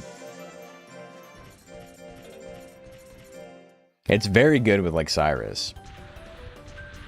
30 damage to something on the bench, bring it out, and then all of a sudden you've done 130 damage to 2 different mons in 2 turns. You get to pick and choose pretty easily. Very good against Pikachu. It one-shots Pikachu. But Pikachu also one-shots it. It's just, you know, turn order and stuff like that. Yeah, we're doing fine.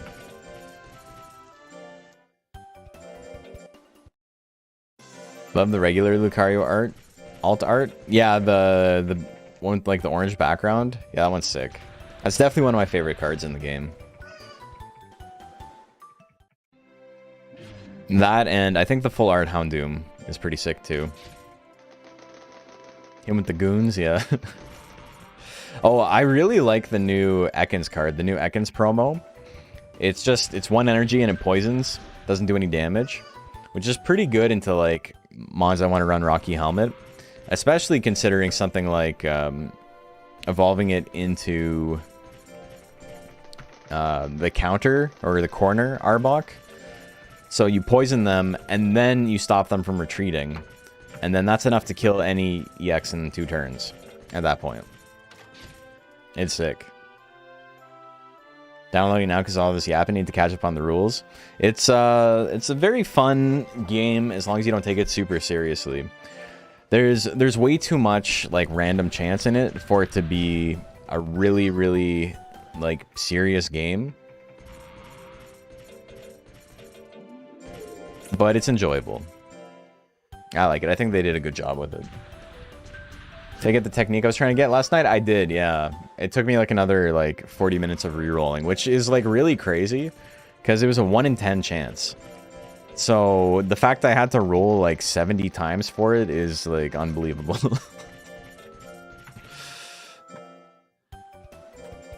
Right now we're just re-rolling these drills so I can get higher numbers because I don't have a ton of lifespan left, and otherwise we're not going to be able to actually get our speed up to 800. Numbers weren't being kind with me, but it's so funny because they were very kind with me earlier when I wanted to get slash combo, because that was only a 3% chance and we hit it twice. We hit it once and I like accidentally exited out and didn't save it, and then I did it again in like maybe 20 tries. So, you know, that's RNG giveth, RNG taketh away, or something like that.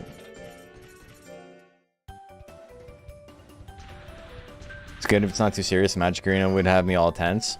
I think this is a game that can definitely put you on tilt. Because the game can definitely feel unfair at times. It's just a matter of, like, realizing, like, this game is... There's only so much that's in my control. You know, even more so than, like, a normal card game.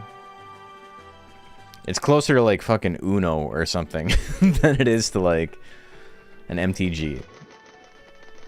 It's fun, but, like, you can't stress yourself out about it. And I say that as someone who stresses myself out about it.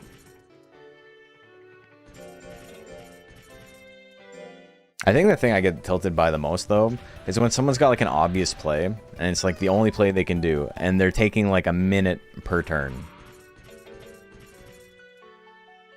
Doesn't feel unfair. Sometimes it just is, but that's what's fun about it. Like, when you roll a Nat 1 in D&D.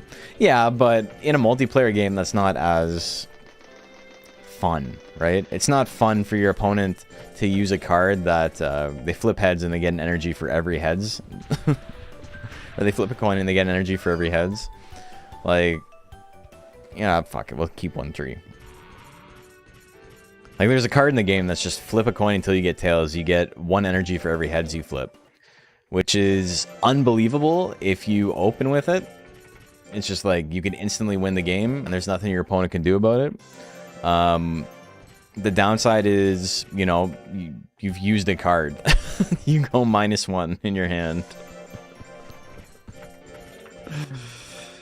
So there's a couple of cards that are like, oh, okay, you guys didn't mean for this to be a serious game. But that said, I think the official rules they've come up with actually do quite a bit towards making the game more interesting in a competitive sense. Because the official rules for the game, they've only had like 1 or 2 official events.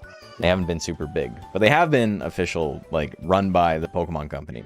And what it is it's best 2 out of 3, so a first to 2 wins. You bring 2 decks, and you have to win with both decks. So when you win, you swap to your second deck.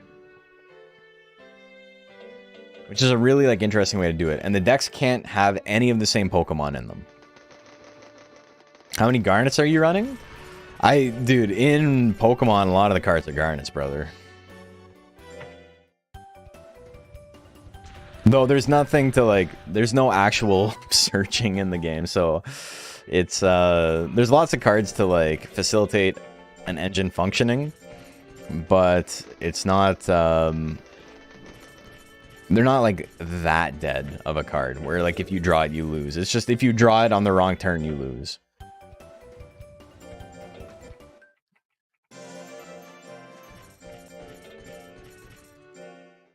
I think the thing that's funny about it is, like, if you want to mention Garnets, for people who don't know, in Yu-Gi-Oh! A Garnet is a normal monster.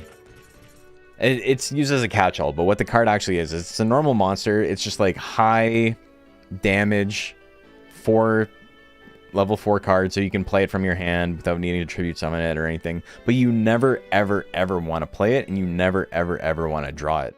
What it does is there's another card that's like search your deck for this Garnet, and then you get to basically win the game. You get to do a bunch of shit. So the idea is you run 1 copy of it in your deck, hope you never draw it, and then use that to facilitate the rest of your engine. The card is picked, like the reason they use that specific card is because it happens to be the strongest card that can facilitate the strategy, but even as the strongest card in that scenario, it's still like completely unusable. Pokemon kind of has that in the sense of like there's a lot of cards, like supporter cards you can only use 1 per turn, and almost all of the best cards are supporter cards. So if you draw a supporter card after using a supporter card, like if you use Professor Oak and then you draw 2 supporter cards, because Oak is draw 2 cards, it's Pot of Greed. Like, that's a dead draw. That could fuck you up. But it's not really a Garnet in the same sense. That's just bricking. Can we talk about not only did Torterra not get a good card, but he didn't even get an event like Chimchar and Piplup? I know! And the card is like unbelievably bad. 4 energy frenzy plant. Oh, you can do 150 damage and then you don't get to attack next turn.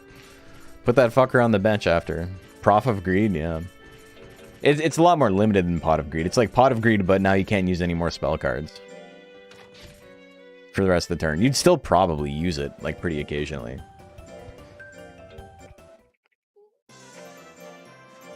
It's funny, Brilliant Fusion just got limited to 1 in Yu-Gi-Oh!, which is interesting.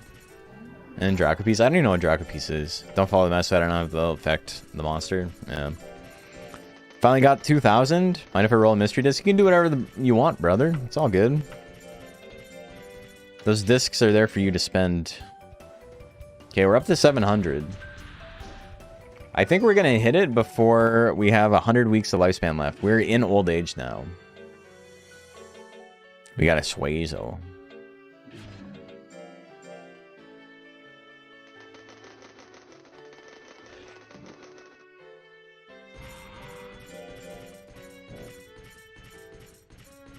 That game, Celebi, is my favorite. Celebi is my favorite card by far. Superior plus Celebi remains a terrifying deck. It's less so now. They do that double deck roll for Pocket, yeah. I really like it. Coming from like an FGC background where it's, you know, only the loser gets to switch, and so I can get 1, 2, 3, or 4 now. Only the loser gets to switch your character and stuff like that, and like it's assumed that you're gonna play one character for the whole time. It's a little bit strange to me, but I do think it sounds really cool.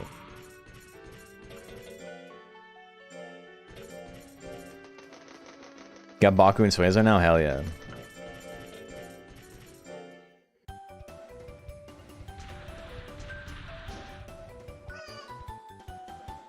Okay, 3's not great, but it is the top half of what I am capable of getting right now.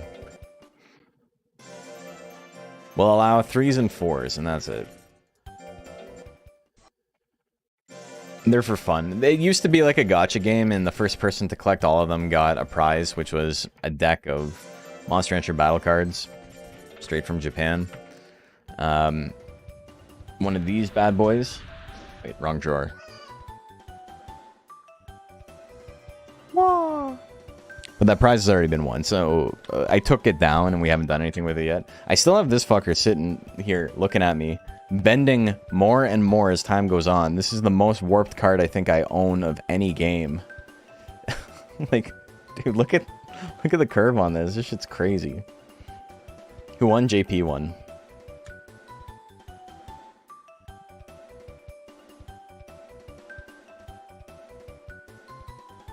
That's Dracopiece. To tribute summon this card face up, you contribute continuous spell trap cards you control as well as monsters unaffected by the effects of trap cards with the same card type.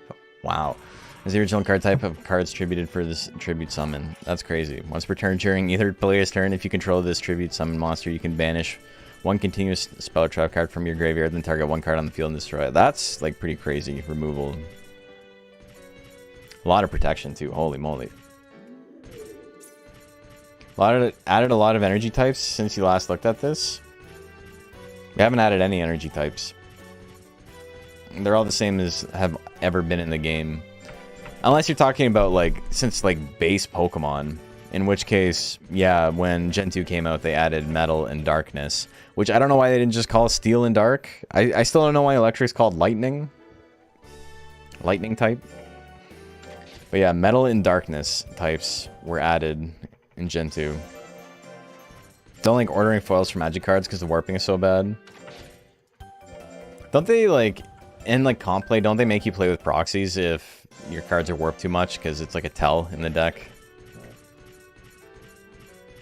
How come? Oh, fatigue is too high? I got too much stress. Hey, bonus Ithobs, thank you for the sub. Hell yeah. To dream the impossible dream. To fight the unbeatable foe. Thank you, man. Appreciate it. I wasn't even paying attention. What did I roll here? 4? I'll take a 4. Hell yeah. The turquoise ones? Yeah, steel. It's a gray. It's metal. Excuse me.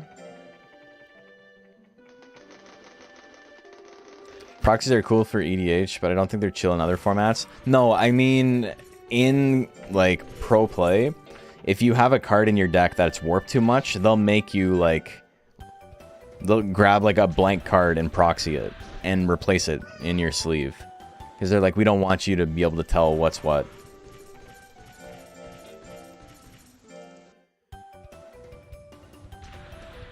What are your whales odds? I'm gonna be honest, man. I forgot what you did with it. But I think it's fighting on Monday.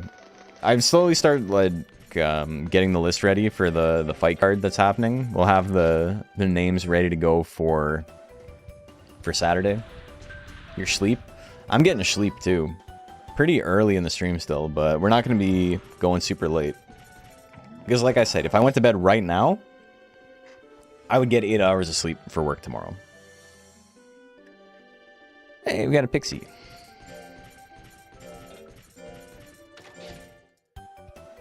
Might make a plan this week too. Don't know what weight class yet. Hell yeah. The more the merrier, you know? We got 53 unique people entering. And we have something like 200 monsters signed up right now. Which is a lot. It's a lot of monsters. Took the work off today to estimate on my car so I didn't get to sleep in a little bit. So I did get to sleep in a little, which was nice. Cool. That shit was impossible for me to read. What the fuck? Yeah, I know what you were trying to say, even though, you know, it was typoed. But my brain still didn't read it properly. So haven't done your mons yet? Need to get on that. You do. In battle card, where would Worm sit? Worm is very funny. On like the offensive side, it has an interesting mix of undodgeable and unblockable stuff. So it's pretty good for finishing off monsters, but it's not so good just in general. But defensively, it's fucking cracked because Cocoon is unbelievably good. Basically, you just sit there, you don't run any attack cards, and then as your monster is about to die, you Cocoon into another worm that's like full health.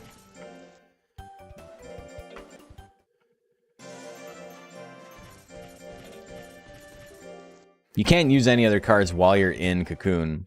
But, you know, if you get a worm, they attack it, it gets down to like 5 HP, and then you play Cocoon, and then you play Emerge the next turn. Like, it becomes like a guessing game of like, should I bother attacking it?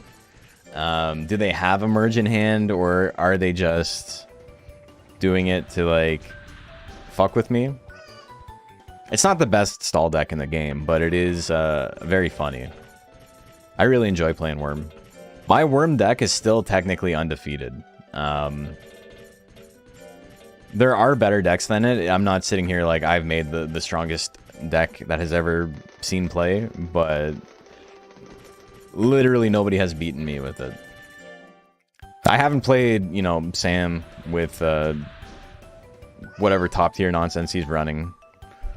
But everyone else, there's like a pretty big gap. I don't want to be a jerk about it, but I feel like there's like me and him, and then, you know, there's a lot of good players. But if you can't beat my Worm deck, man, we're not built the same.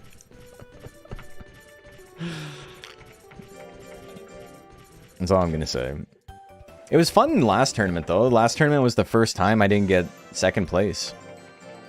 Getting fourth place was like really fun because, you know, I got to try something new and got to see some really good decks and some good play from other people, which was solid. And then I was like, I'm gonna make a fucked up deck, and I made a dragon deck that is like insanely powerful. And dragon was thought for like a long time to like not be very good, but it turns out when you can turbo out combination very very quickly, it's hard to deal with. I had a blast watching an old tournament where someone entered a monster with an unreadable name and just called it now X's name. It's X versus unreadable bullshit. Yeah, I don't remember. There's been a lot of that. Is there a weight class with the least amount of entries? I think middleweight. Got the funny Dragon Mew combo, so I was happy. You put them all in the air and then you beat their ass. That's a fun combo.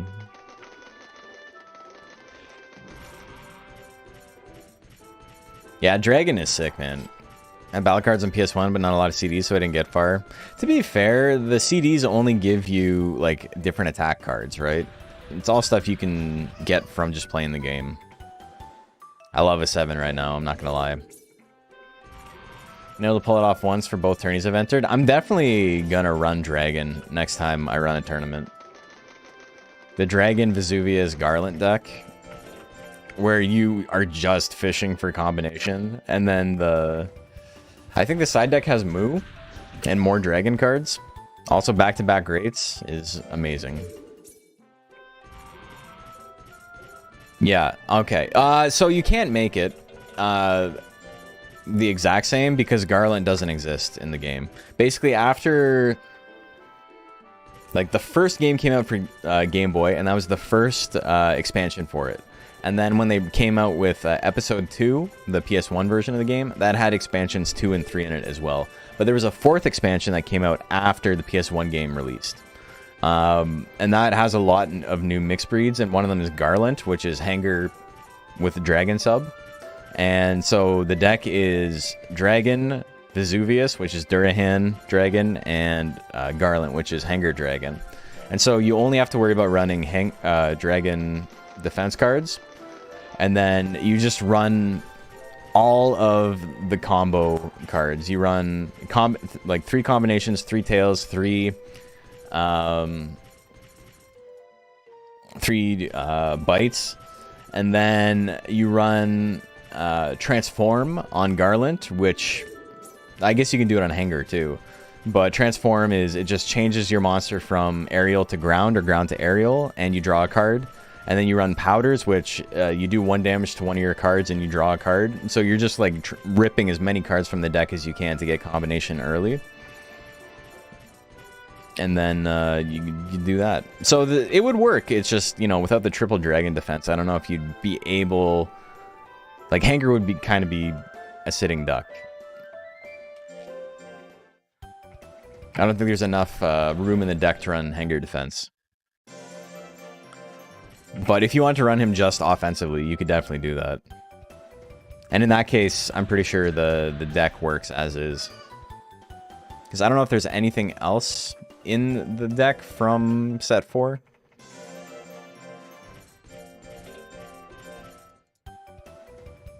It's on Legend Cup, actually.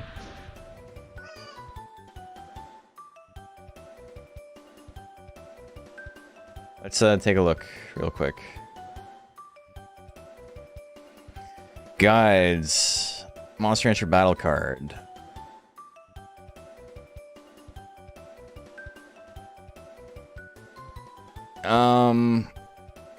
What does... I don't know how to find the decks that were made.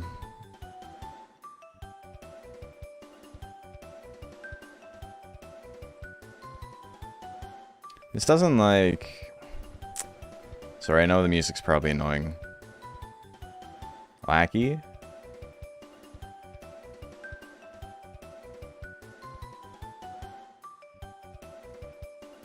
Community decks. Oh, this doesn't show the thing. Whatever, I'll get the deck. One sec.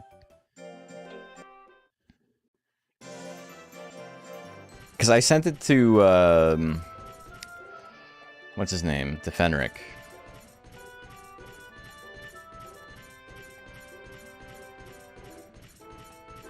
Okay, it's got to be up here. Alright, so, here's what I got. You get...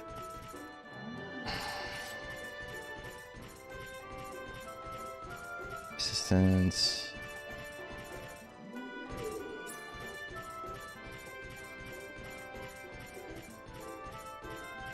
I'm just gonna smash this shit into chat. Here you go. Well, there you go. So you can make it the exact same way with the Hanger instead of Garland. I don't think anything else is missing from the game.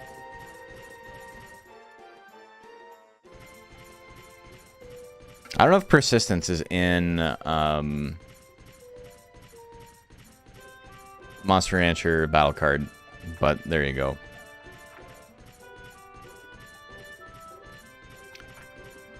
Persistence is a very good card. It's like the thing that makes Dragon and Golem and shit like that functional, when otherwise they're not.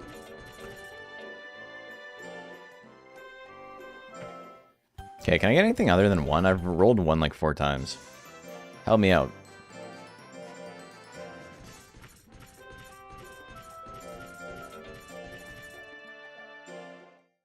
Holy moly.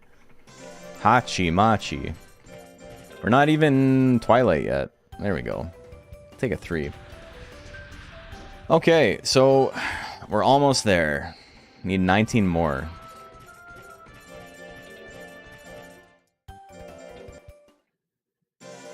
Russian sleeper agent code. So, you know, there's supposed to be a line break after each one of those. I'm really happy Twitch did not allow that. Man was ready to pack it in. Yeah, I mean, he's done. He's got 100 weeks of lifespan left. Fiance didn't like Monster Hunter World or Rise because loving Wilds. That's cool. Wilds is the first Monster Hunter game I haven't bought since 3 Ultimate.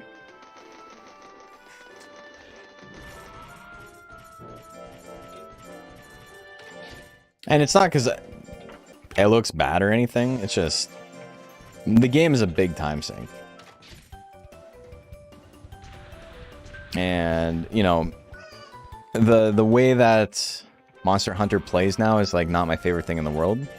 Okay, I need 2 more 4s. And we'll be done in 2 weeks. Love and Wilds. Cousin and I are Hunter rank 20-ish? Hell yeah. I'm happy everyone's having a good time with it. I'm definitely not like, I'm not a hater. I know people are like, oh, you didn't think the game was gonna be good? Or don't you hate that the game is good and everyone loves it? And it's like, no, man, I'm so happy people are enjoying it because it's a great franchise and I want more people to play it. But just personally, not super into,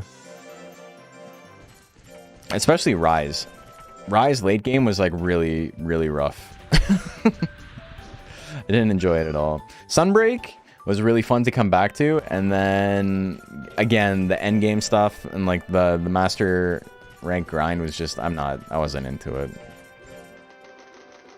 Okay, so we got there. We got 101 weeks of lifespan left. I said we'd do it with 100 to go. Defense to 200, life to 100, power and skill maxed, and we're donezo. And then we got to go in one battle, move my techs around, and then get the hell out of there. Content dry, not much to do once you finish the main story. Yeah, but I mean, I think that's a problem with modern gaming in general. Man just said there's not much to do once you've beaten the game. And it's like, that's not an unpopular opinion, but there shouldn't be much to do after you've beaten the game. It's okay for the game to just end. I'm sure they'll add a lot, but it's nice when you get something extra because it feels like a surprise.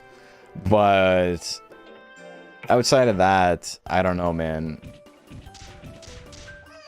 I'm okay with games just ending and moving on. That's the opposite of Monster Rancher 2. Plenty to do after beat the game? Not really. There's only as much to do as you feel like grinding, really. The game is basically like, okay, you're done. Oh, by the way, you gotta fight Mochi. Maybe you have some stuff to unlock still. But you can unlock everything before beating the game.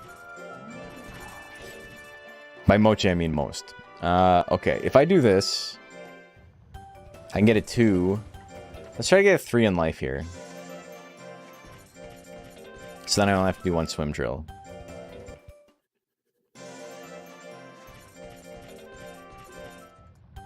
Can I get a 3? I should be able to get a 1, 2, or a 3. I'm only getting 2s. Maybe I can't.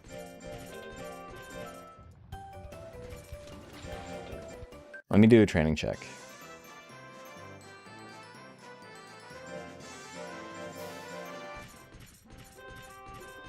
2. I'm guaranteed a 2.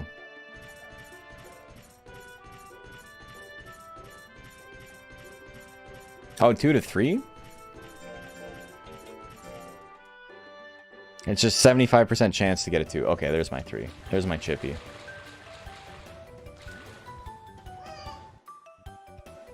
Do you find the Legend Cup Mochi much harder than the Legend Cup Suezo? Yeah, it's because his stats are like obscenely high compared to the Suezo, which is just hoping it kills you in one hit. And if it doesn't, it loses. I start Mario Mon at some point. Okay, so I saw a screenshot of it. And I was like, this looks fucking ass. This looks terrible. Like, this is... And not in, like, a hater way, but just in a, like... It looks like every other Fire Red, Leaf Green ROM hack I've ever seen. And then I saw, like, screenshots today, and I'm like, this game looks crazy. So, like, I don't know if what I had seen last week was, like, something from, like, years ago when it was in development. But I was like... Night and day, the game looks crazy, man. Okay, I need 19 defense, power, and skill up, and we're done. But yeah, I had seen, I don't know what I had seen, but I was just like, you guys are going crazy over this? Like, this shit looks like ass. It looks like every other ROM hack. It's just Mario and Fire Red and Leaf Green. And then the new screenshots I saw were like, alright. This looks sick as hell. Oops. Definitely don't want that. I got a 4 there. That's not what I wanted.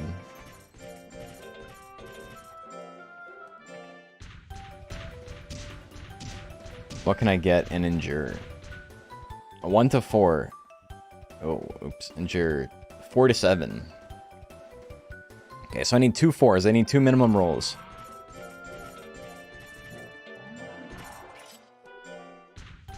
Okay, that's a 6. That will not do.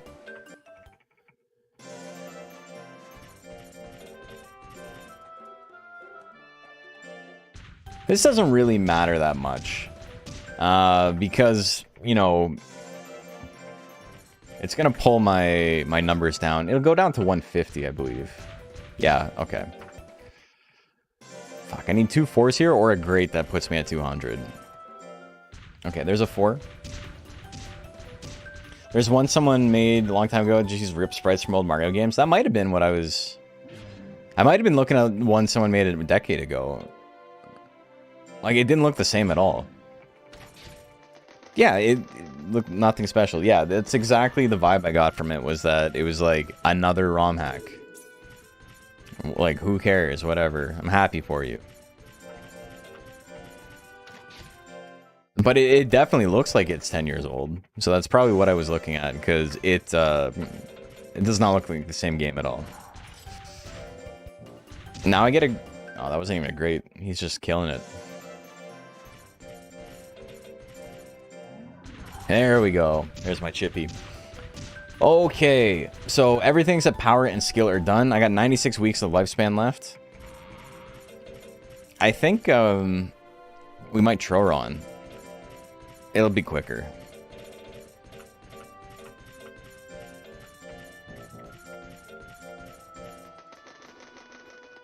Just give me 40 power. Yeah, so I'll use 2, and then we'll be fine.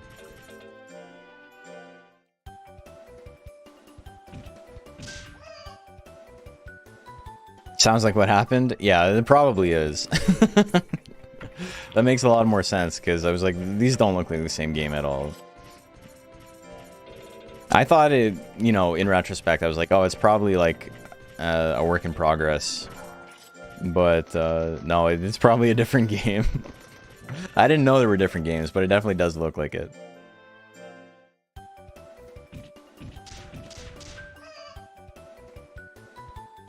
So for anyone wondering why I bothered going 200 defense when I only have like 100 life, the main thing, well, it's like twofold. One, it technically gives me a slightly higher chance to grit, which is important when you only have 100 life. But additionally, it's just way too hard to keep my defense under 100 on this guy. His gains are too good. It starts too high. I have to go to Korea too many times to get more defense.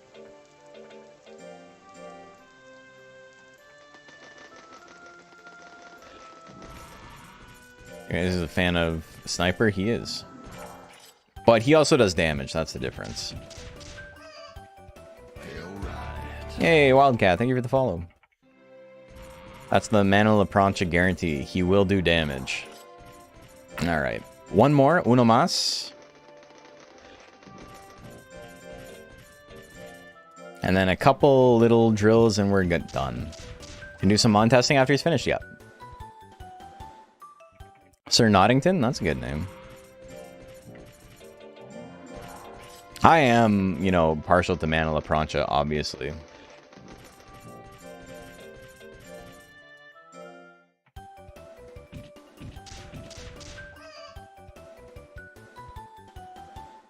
Back from tech support for your mother-in-law. Welcome back.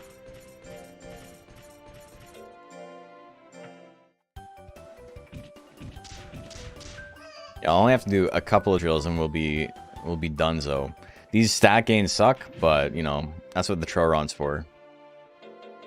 That's what the mask is for.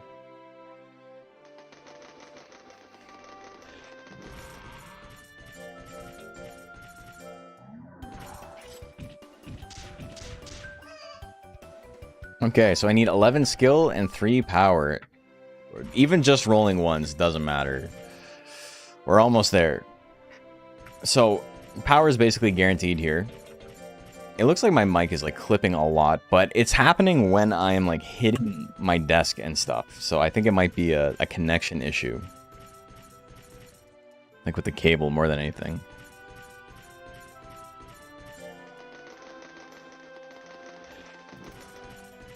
Got a nice tall glass of cold water too. Had too many Diet Baja Blasts. I'm gonna be honest. As a kid, I hated Diet Pop. I say pop, but we're Canadian. We say pop. We don't say soda. I'm sorry. If that offends your sensibilities. I don't care. I'm the only one who's saying it. I'm the only one with the guts to say it, you know? But, fuck, what was I talking about? I hated it. I hated, like, the aspartame flavor. Like, I still do.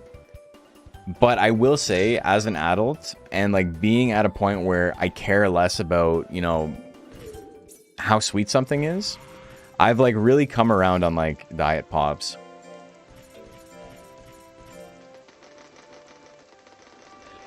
So it's just like, you know, very good obviously for someone who's actively trying to lose weight.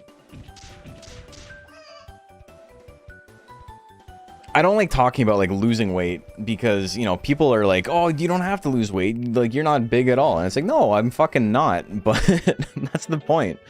I was like the heaviest I'd ever been at Christmas, and I was like, I gotta do something about it. And so I had been boxing at that point for about a year. I was going once a week. I did a full year of it, and then, you know, I wasn't really losing weight. I was putting on a lot of muscle. My cardio was getting a lot better, but I was not, you know, I was not like losing weight. I still had a belly.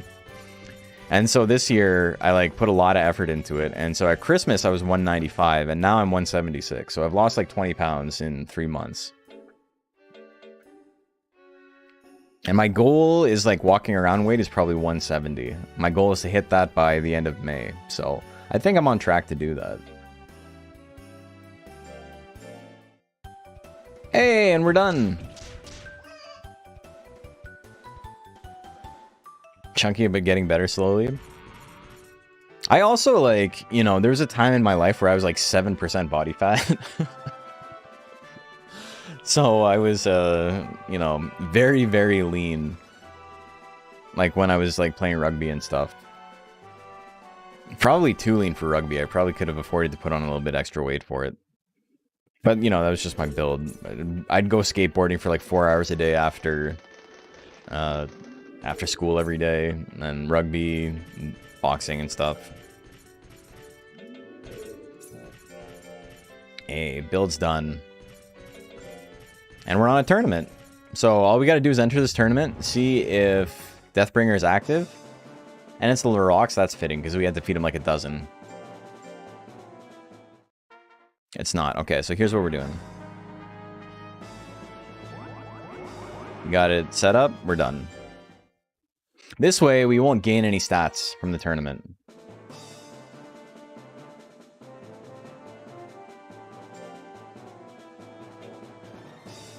So this is going to fuck up my fame a little bit. That's fine. We'll feed it a prune. We'll rest it, and then we'll feed it a powder. And then my fame will be maxed out. My loyalty is not, like, great, but it is... it'll be good, because we're going to be going over by... Here, I need a powder, and I need a star prune.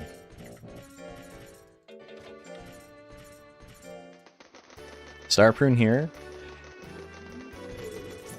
We're going to rest. We'll rest one more time. And the reason I'm resting is so we roll over the week, and you're gonna see my loyalty go up here. I was at 94.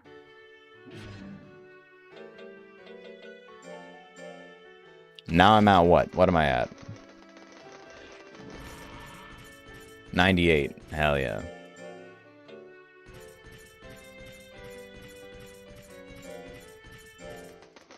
Oh, this doesn't put me at max though. I gotta buy one more. One more powder. That's okay, though. It's nice I don't have to worry about his stress this time. Oh, come on. Can't wait to say a few matches. I mean, he's very all-in, you know? Either he hits or he doesn't. Okay, finished with 98 loyalty. Not bad. I really only care if I'm over 90 for the most part. So I have 1 less % chance to get power, basically is what it is. If I was at 100, I would have an extra 1% chance. Hits like a plank, though. I mean, he's gonna hit pretty hard.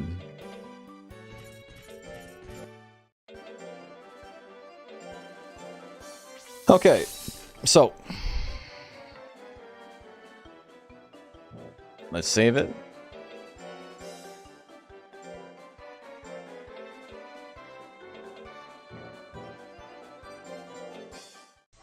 And he's ready. Time to do some middleweight. I'm out of water, but that's okay because we're going to be finishing pretty soon. So, who should we fight? First off, I don't think I have Big Beat on this file. I think Big Beat and like Dr. Bologna are the only middleweights I've made in DX. Powerman 2997. Games on Steam. Killer Queen, thank you. We'll take a look at Killer Queen and Kruger. Okay. Let me open my notepad so I don't miss anybody.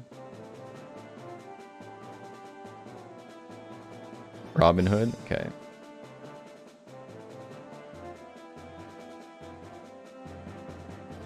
Kruger. Robin Hood. Ay caramba.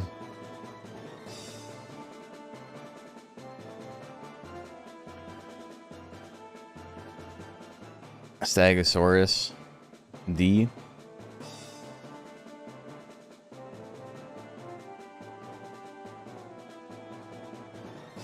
All right.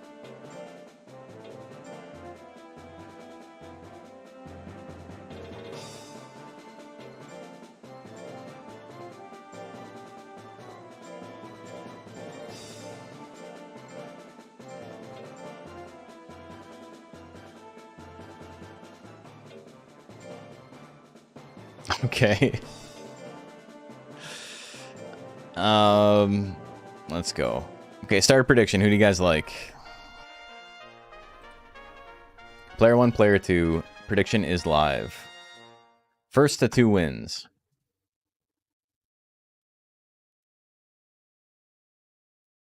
Can't wait for the 50-50 shot I'm going to have with Markiplier. Did you see the Germa's running a Monster Rancher 2 tournament next week or the week after? So DXBL joint is, and then DXBL starts, and then he's having a tournament. Is that a Bajarl variant? It is. Yeah. It would be cool to like get involved in that, but I think he's doing it with friends, and I'm absolutely not going to be the guy who's like, "Oh, by the way, you know, you should like really consider me because, you know, I'm a big deal in the Monster Rancher community." Like, I don't know how to approach it without being weird. It's one of those things where it's like, if I could talk to him in person and be like, "Hey, nice to meet you. Like, you know, I happen to be a Monster Rancher guy." It'd probably be like, "Oh, cool. Like, you know, we'll throw you in or whatever." But, you know, it's hard to reach out to somebody who's got like that kind of cachet to begin with, like in the digital space, because like he's not going to read DMs or anything, right? And also he doesn't know that I'm not going to be weird, right? He's not going. Maybe I'll just ask if I can like restream it or whatever.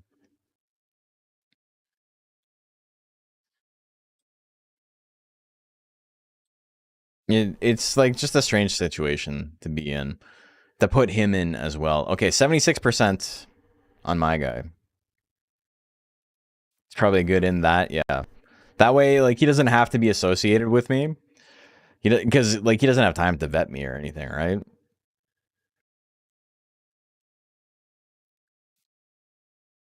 Watch party could be fun.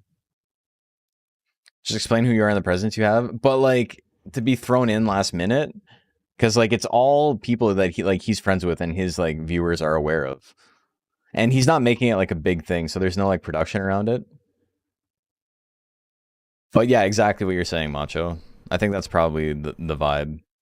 Okay, Mystic Pot opener. Mystic Pot, very funny lead. Here we go. What's he got? Hook, gonna miss. Rush Slash, the one thing you don't want to see from Mana La Plancha, or Prancha. Straight gonna miss, he's up to 60 guts. Slash combo. Bop, bop, bop. Da, da, da, da. You got him with the ja at the end? Hell yeah. And that's after losing 32 guts immediately. Game number 2, here we go. Oh, he hits it again. He's got vigor. He's going to be moving slightly faster. Oh, Rush Slash can do a little bit of damage. Magic Punch, that's big damage. There's the grit, though. He's still in it. He's got enough guts to use Slash combo. Will he just not use it? What's he going to do? He's chilling. Oh, the hook hits too. All right. So Killer Queen did not miss a move there. Hit 40%, hit 30%, hit 30%. That would have been funny.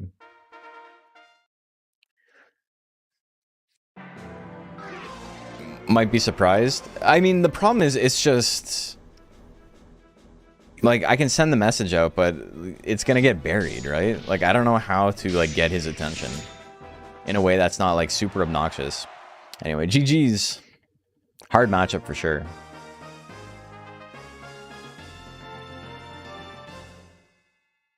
I was talking in his chat because he was mentioning it, so I was like throwing out messages like, hey, yeah, I'm super excited for this, but like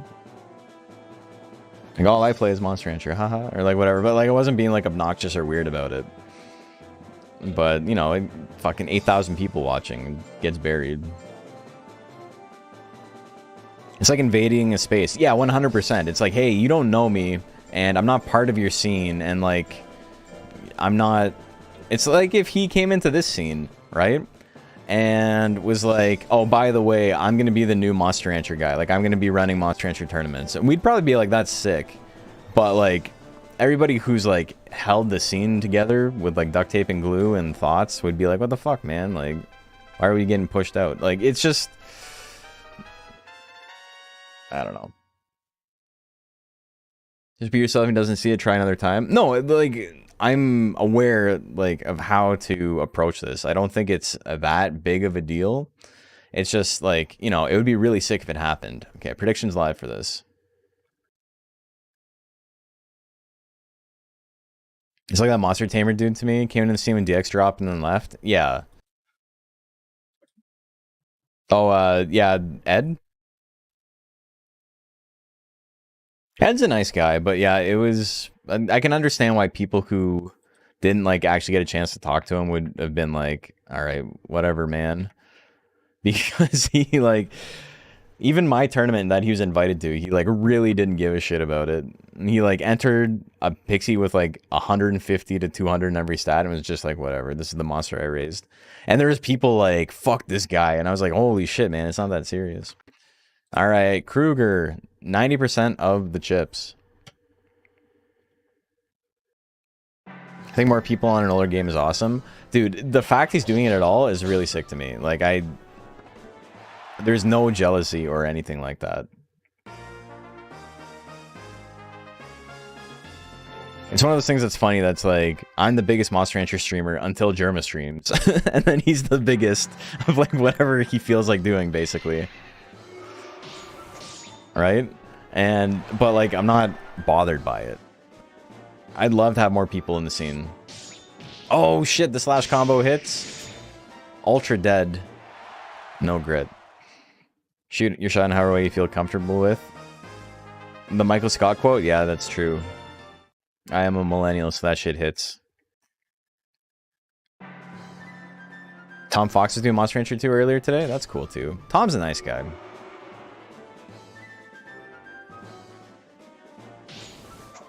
No! Come on, waste some guts on Death Thrust. Alright, I love that. I love that for me. How am I today? I'm doing good. Thank you. Smash hits? Is it gonna kill? It is gonna kill. Alright, GG's. So, 2-1 both games, just in different directions. Not bad. Not bad. 3-round wins, 3-round losses. GG's GOAT.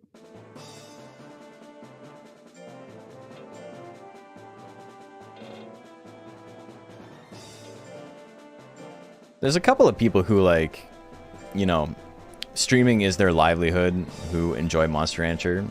There's Tom, Germa, obviously, even though he hasn't played it in quite a while. Robin Hood, not online, sorry.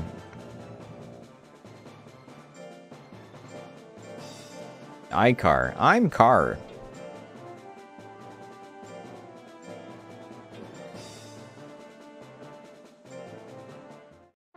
Okay, predictions live. Who do you like? So I think if you're going to do a speed build in middleweight, the way Macho did it is the way to do it. I did a very funny way, but I think taking points out of, you know, your damage and your skill to put it into life is obviously very good. Because I think the only thing he can do that I can survive is tail attack or tail assault. If there's any game I'd want to see get a resurrection, to be Monster Rancher 2. I'd love to see stuff where instead of discs, you can give the game random files in your PC and generate the monster. So people talk about that a lot, and like ways to like fix the game or like make it novel again, but I don't think that would do anything. You essentially have that as it is already, right? It's just on 600,000 CDs you can look up is how this game works. It's a database of 600,000 entries. Files on your computer doesn't really, like, there's no novelty in that because it's like you have no attachment to that. CDs were cool because it was like a physical medium and you already liked the CDs. So you put in a CD you liked and then it'd be like, oh, that's cool. My favorite CD gives me some dog shit monster that I hate. Whatever. Honestly, yeah, just Monster Rancher 2 with all of the monsters from like the other games onward. And, you know, Monster Rancher 1 monsters that got cut would be sick. You get that from Line, yeah. All right, 71% on Mana La Prancha. He dodged. We're in there. Big guts lead. Deathbringer, first Deathbringer of the night. It misses. All right. Did a little bit of damage to himself. The rush slash misses. Okay, Ikramba's got a huge guts lead. Hits the yodel. He tried. Oh, he's still in it. Okay, 35 seconds left. He can build up a big attack again. The novelty of this game in regards to monster generation is a bygone era. Yeah, it's quite literally like cannot happen again.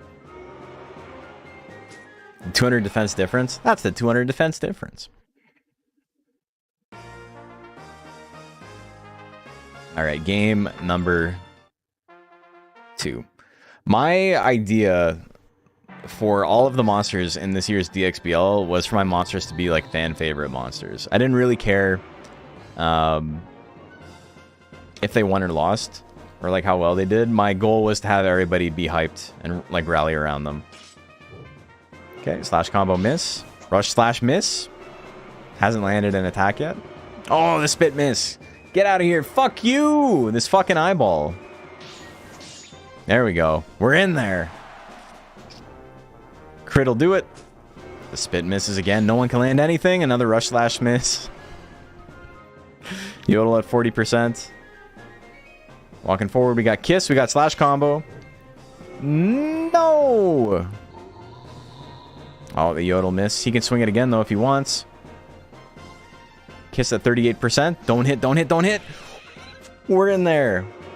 We haven't died yet, baby. We haven't died yet. Swing one more time. Nah. Okay, we're going to game 3. One series that you should do is taking the game opponent monsters and training them the way they should be trained. So Freya had a tournament like that. That was like, you would take a monster with that monster's tech loadout, like from the tournaments, and then raise them for tournament. And like Susvein and Rockgagger were like very good, which makes sense. Deathbringer? No, Rush Slash is the play here, baby. Oh, okay. 40% slash combo. Spooky! Big spooky! 33%! Ah! These monsters can't hit, man. No! You fuck!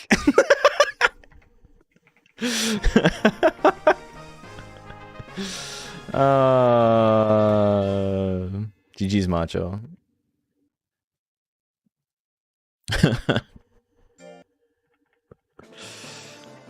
Was there a list for test submissions? Yeah. We're gonna go till about 11, so if you have stuff. Minus no eyes and the other had one eye. They both have just terrible depth perception.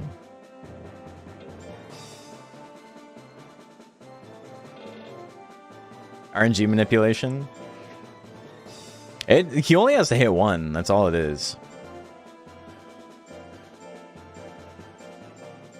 Odds are like not terrible, you know. Plum? Wondarwall? Okay. A lot of speed monsters, eh? Exact same build as we just saw. Okay, prediction is live. Who do you like? Difference is Robin Hood has a tiny bit more speed.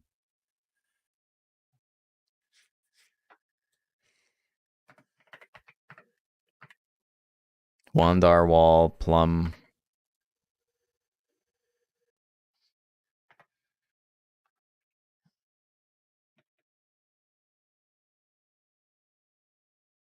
I might end it after that. We got 4 more monsters to go. We'll go through those and we'll see what he ends up with. He's 1 win, 2 losses right now. Is this the Water Lady better than the basic one? Usually no. Usually the regular one is better. 88% on Robin Hood. Okay, GG's. There's the grit though. We're in it, baby. I lied. Psych. Call an ambulance, but not for me. Get her ass. Well, uno más. Uno más. You love to see it if you're me, and you hate to see it if you're not me. But, you know. One of those is more important than the other. 200 in defense was for more grit percent? Yeah. Here's that you need to raise a hopper to unlock Undine and Niton. Like, how would you even get an inkling of that? You wouldn't, but it's okay for games to have secrets. And if you feel like making a second middleweight mon, so I just threw in Dagon as your second mon, that's fine. I don't know if I'm going to have time to make a second heavyweight, so I don't know what I want to do. I got Pimpy, and then maybe it's the return of Mr. Stromboli. Game 3. Everything's gone to game 3. Hold Fog? Big dodge. You'll have to see it. Slash combo 37%. Fuck. Oh, the ice arrow miss. Still hanging in there. Rush slash miss at 56%. 54%. Feels like when I'm playing Pocket. No! 176. Grit, grit, grit. Fuck. Alright. GG's. Missing everything. Blows. But what are you gonna do? Okay. Stegosaurus D up next.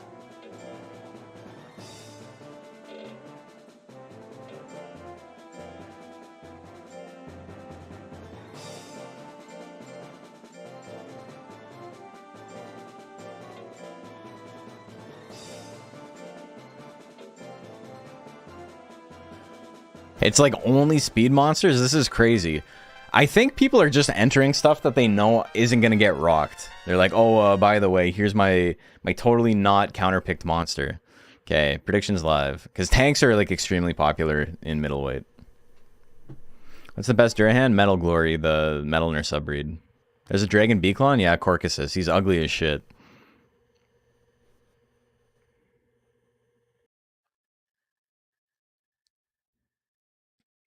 That looks gross? Yeah. Wait till you can see him in better detail. Okay, 62% on Stegosaurus. Look at how, like, grimy he looks, man. His big, like, fat beaver tail, too. Deathbringer, 36%? Okay. Well, at least he did damage to someone. I did promise he'd do damage. Corcusus's claws are, like, really gross, too, man.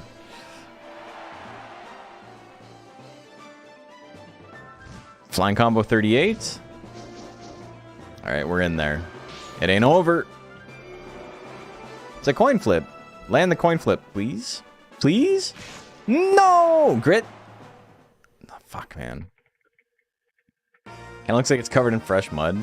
It's supposed to be like a bug shell, but it's too shiny. Too many like points of light. I'm gonna get hit by this, yeah. Alright. There's the grit, though. You know what that means. Time to double rush slash. Okay, fucking hit one, please. Bro. What the fuck? What are you gonna do? You can't do anything if you miss every single attack every single time. Like, what the fuck, man? 999 skill. Do you know how many attacks I've hit testing today? I've hit 3 attacks. Or like 4 attacks total. It's crazy, man. I do... What? 10 seconds left. Come on, man. Should've gone for 1,000? That was my bad. It's my fatal flaw.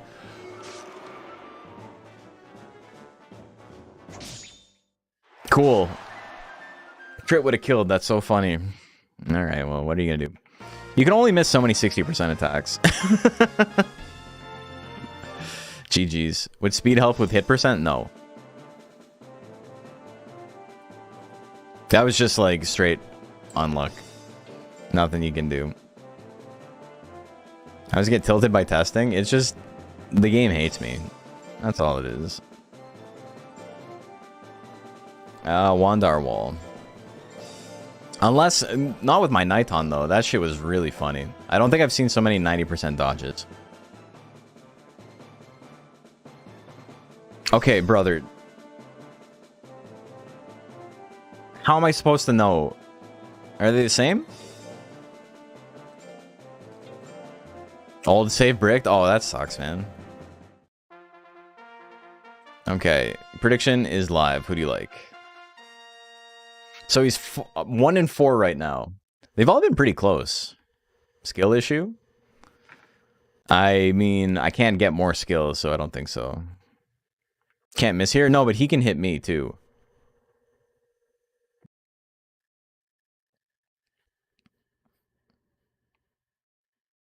Delete the other one. It's just one of those things. I feel ya. At least I know which one it is. 85% on Mana Laprancha.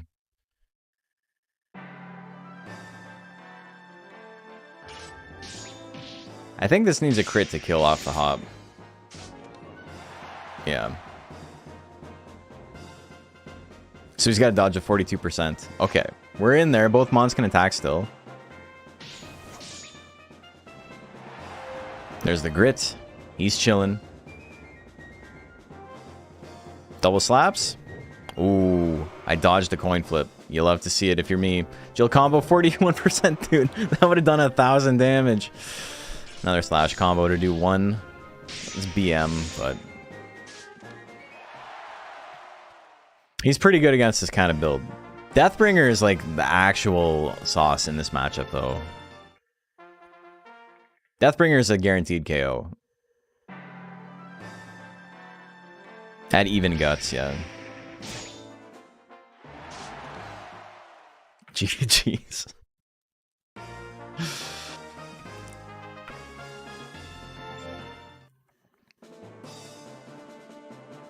Okay. What a funny move, man. Let me just do a bunch of damage to myself. To do like 60... Is it 69 force? It's a fun number. And the third most damaging attack in the game, behind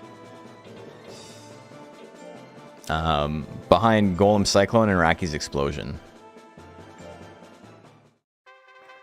Lost all your points again? I'm sorry.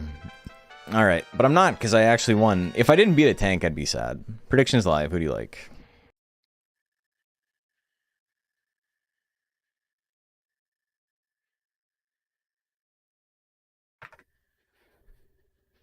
More speedy mins.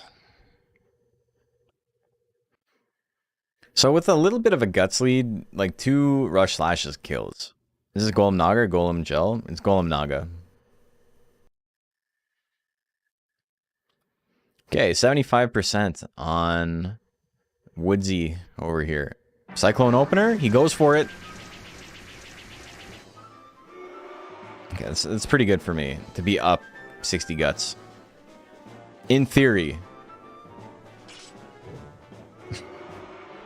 In theory, it's good. Can't fucking land anything, though. Oh, he hit an attack. All right, let's go. We're in there. Punch. Everything he has kills. We're always on the edge of our seat. We have to dodge every attack every time or else we lose. Slash combo. Not the play here, brother. You got Rush Slash on lock. Ooh, the charge miss at 45. 13 seconds left. You can't dodge 25s forever is the thing. So if you can't get the KO, the longer the match goes on, the worse it is for me. Rush Slash? Nothing. Just chilling. Plum, I guess, didn't have a ton of guts to attack there. Oh, it just makes me have to watch the stream in like 360p. Dude, there's so many particle effects in that. Looks like Megatron is a little thumbnail. He does kinda, yeah. He's not using Cyclone this time. He learned. Here comes the charge! Oh, sidesteps and gets out of the way. Slash combo, 39%. We got a hit. Plum having Nash luck. Oh, he grits though. He's still in it. He only needs 1 attack.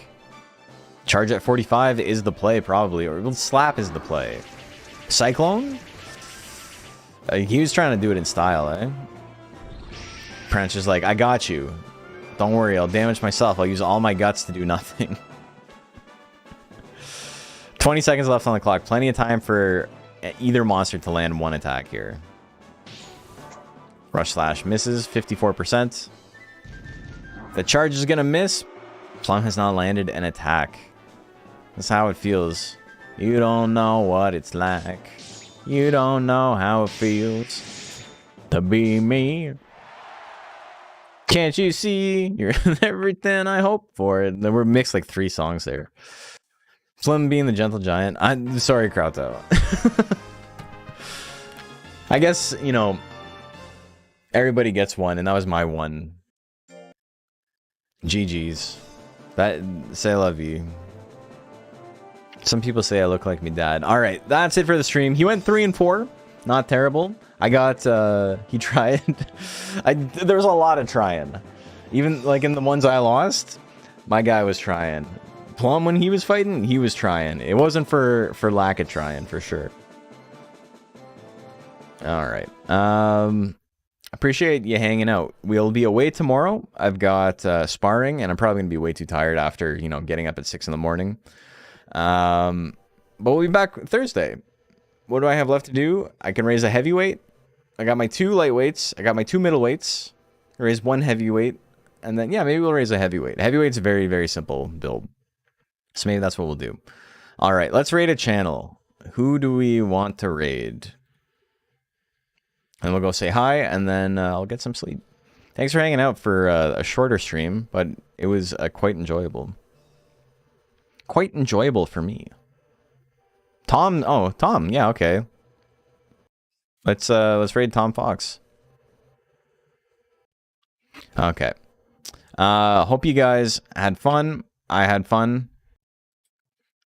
I'll see you in 2 days. See you. Time to raid Jeremiah? Yeah, no, he's not streaming right now. See ya.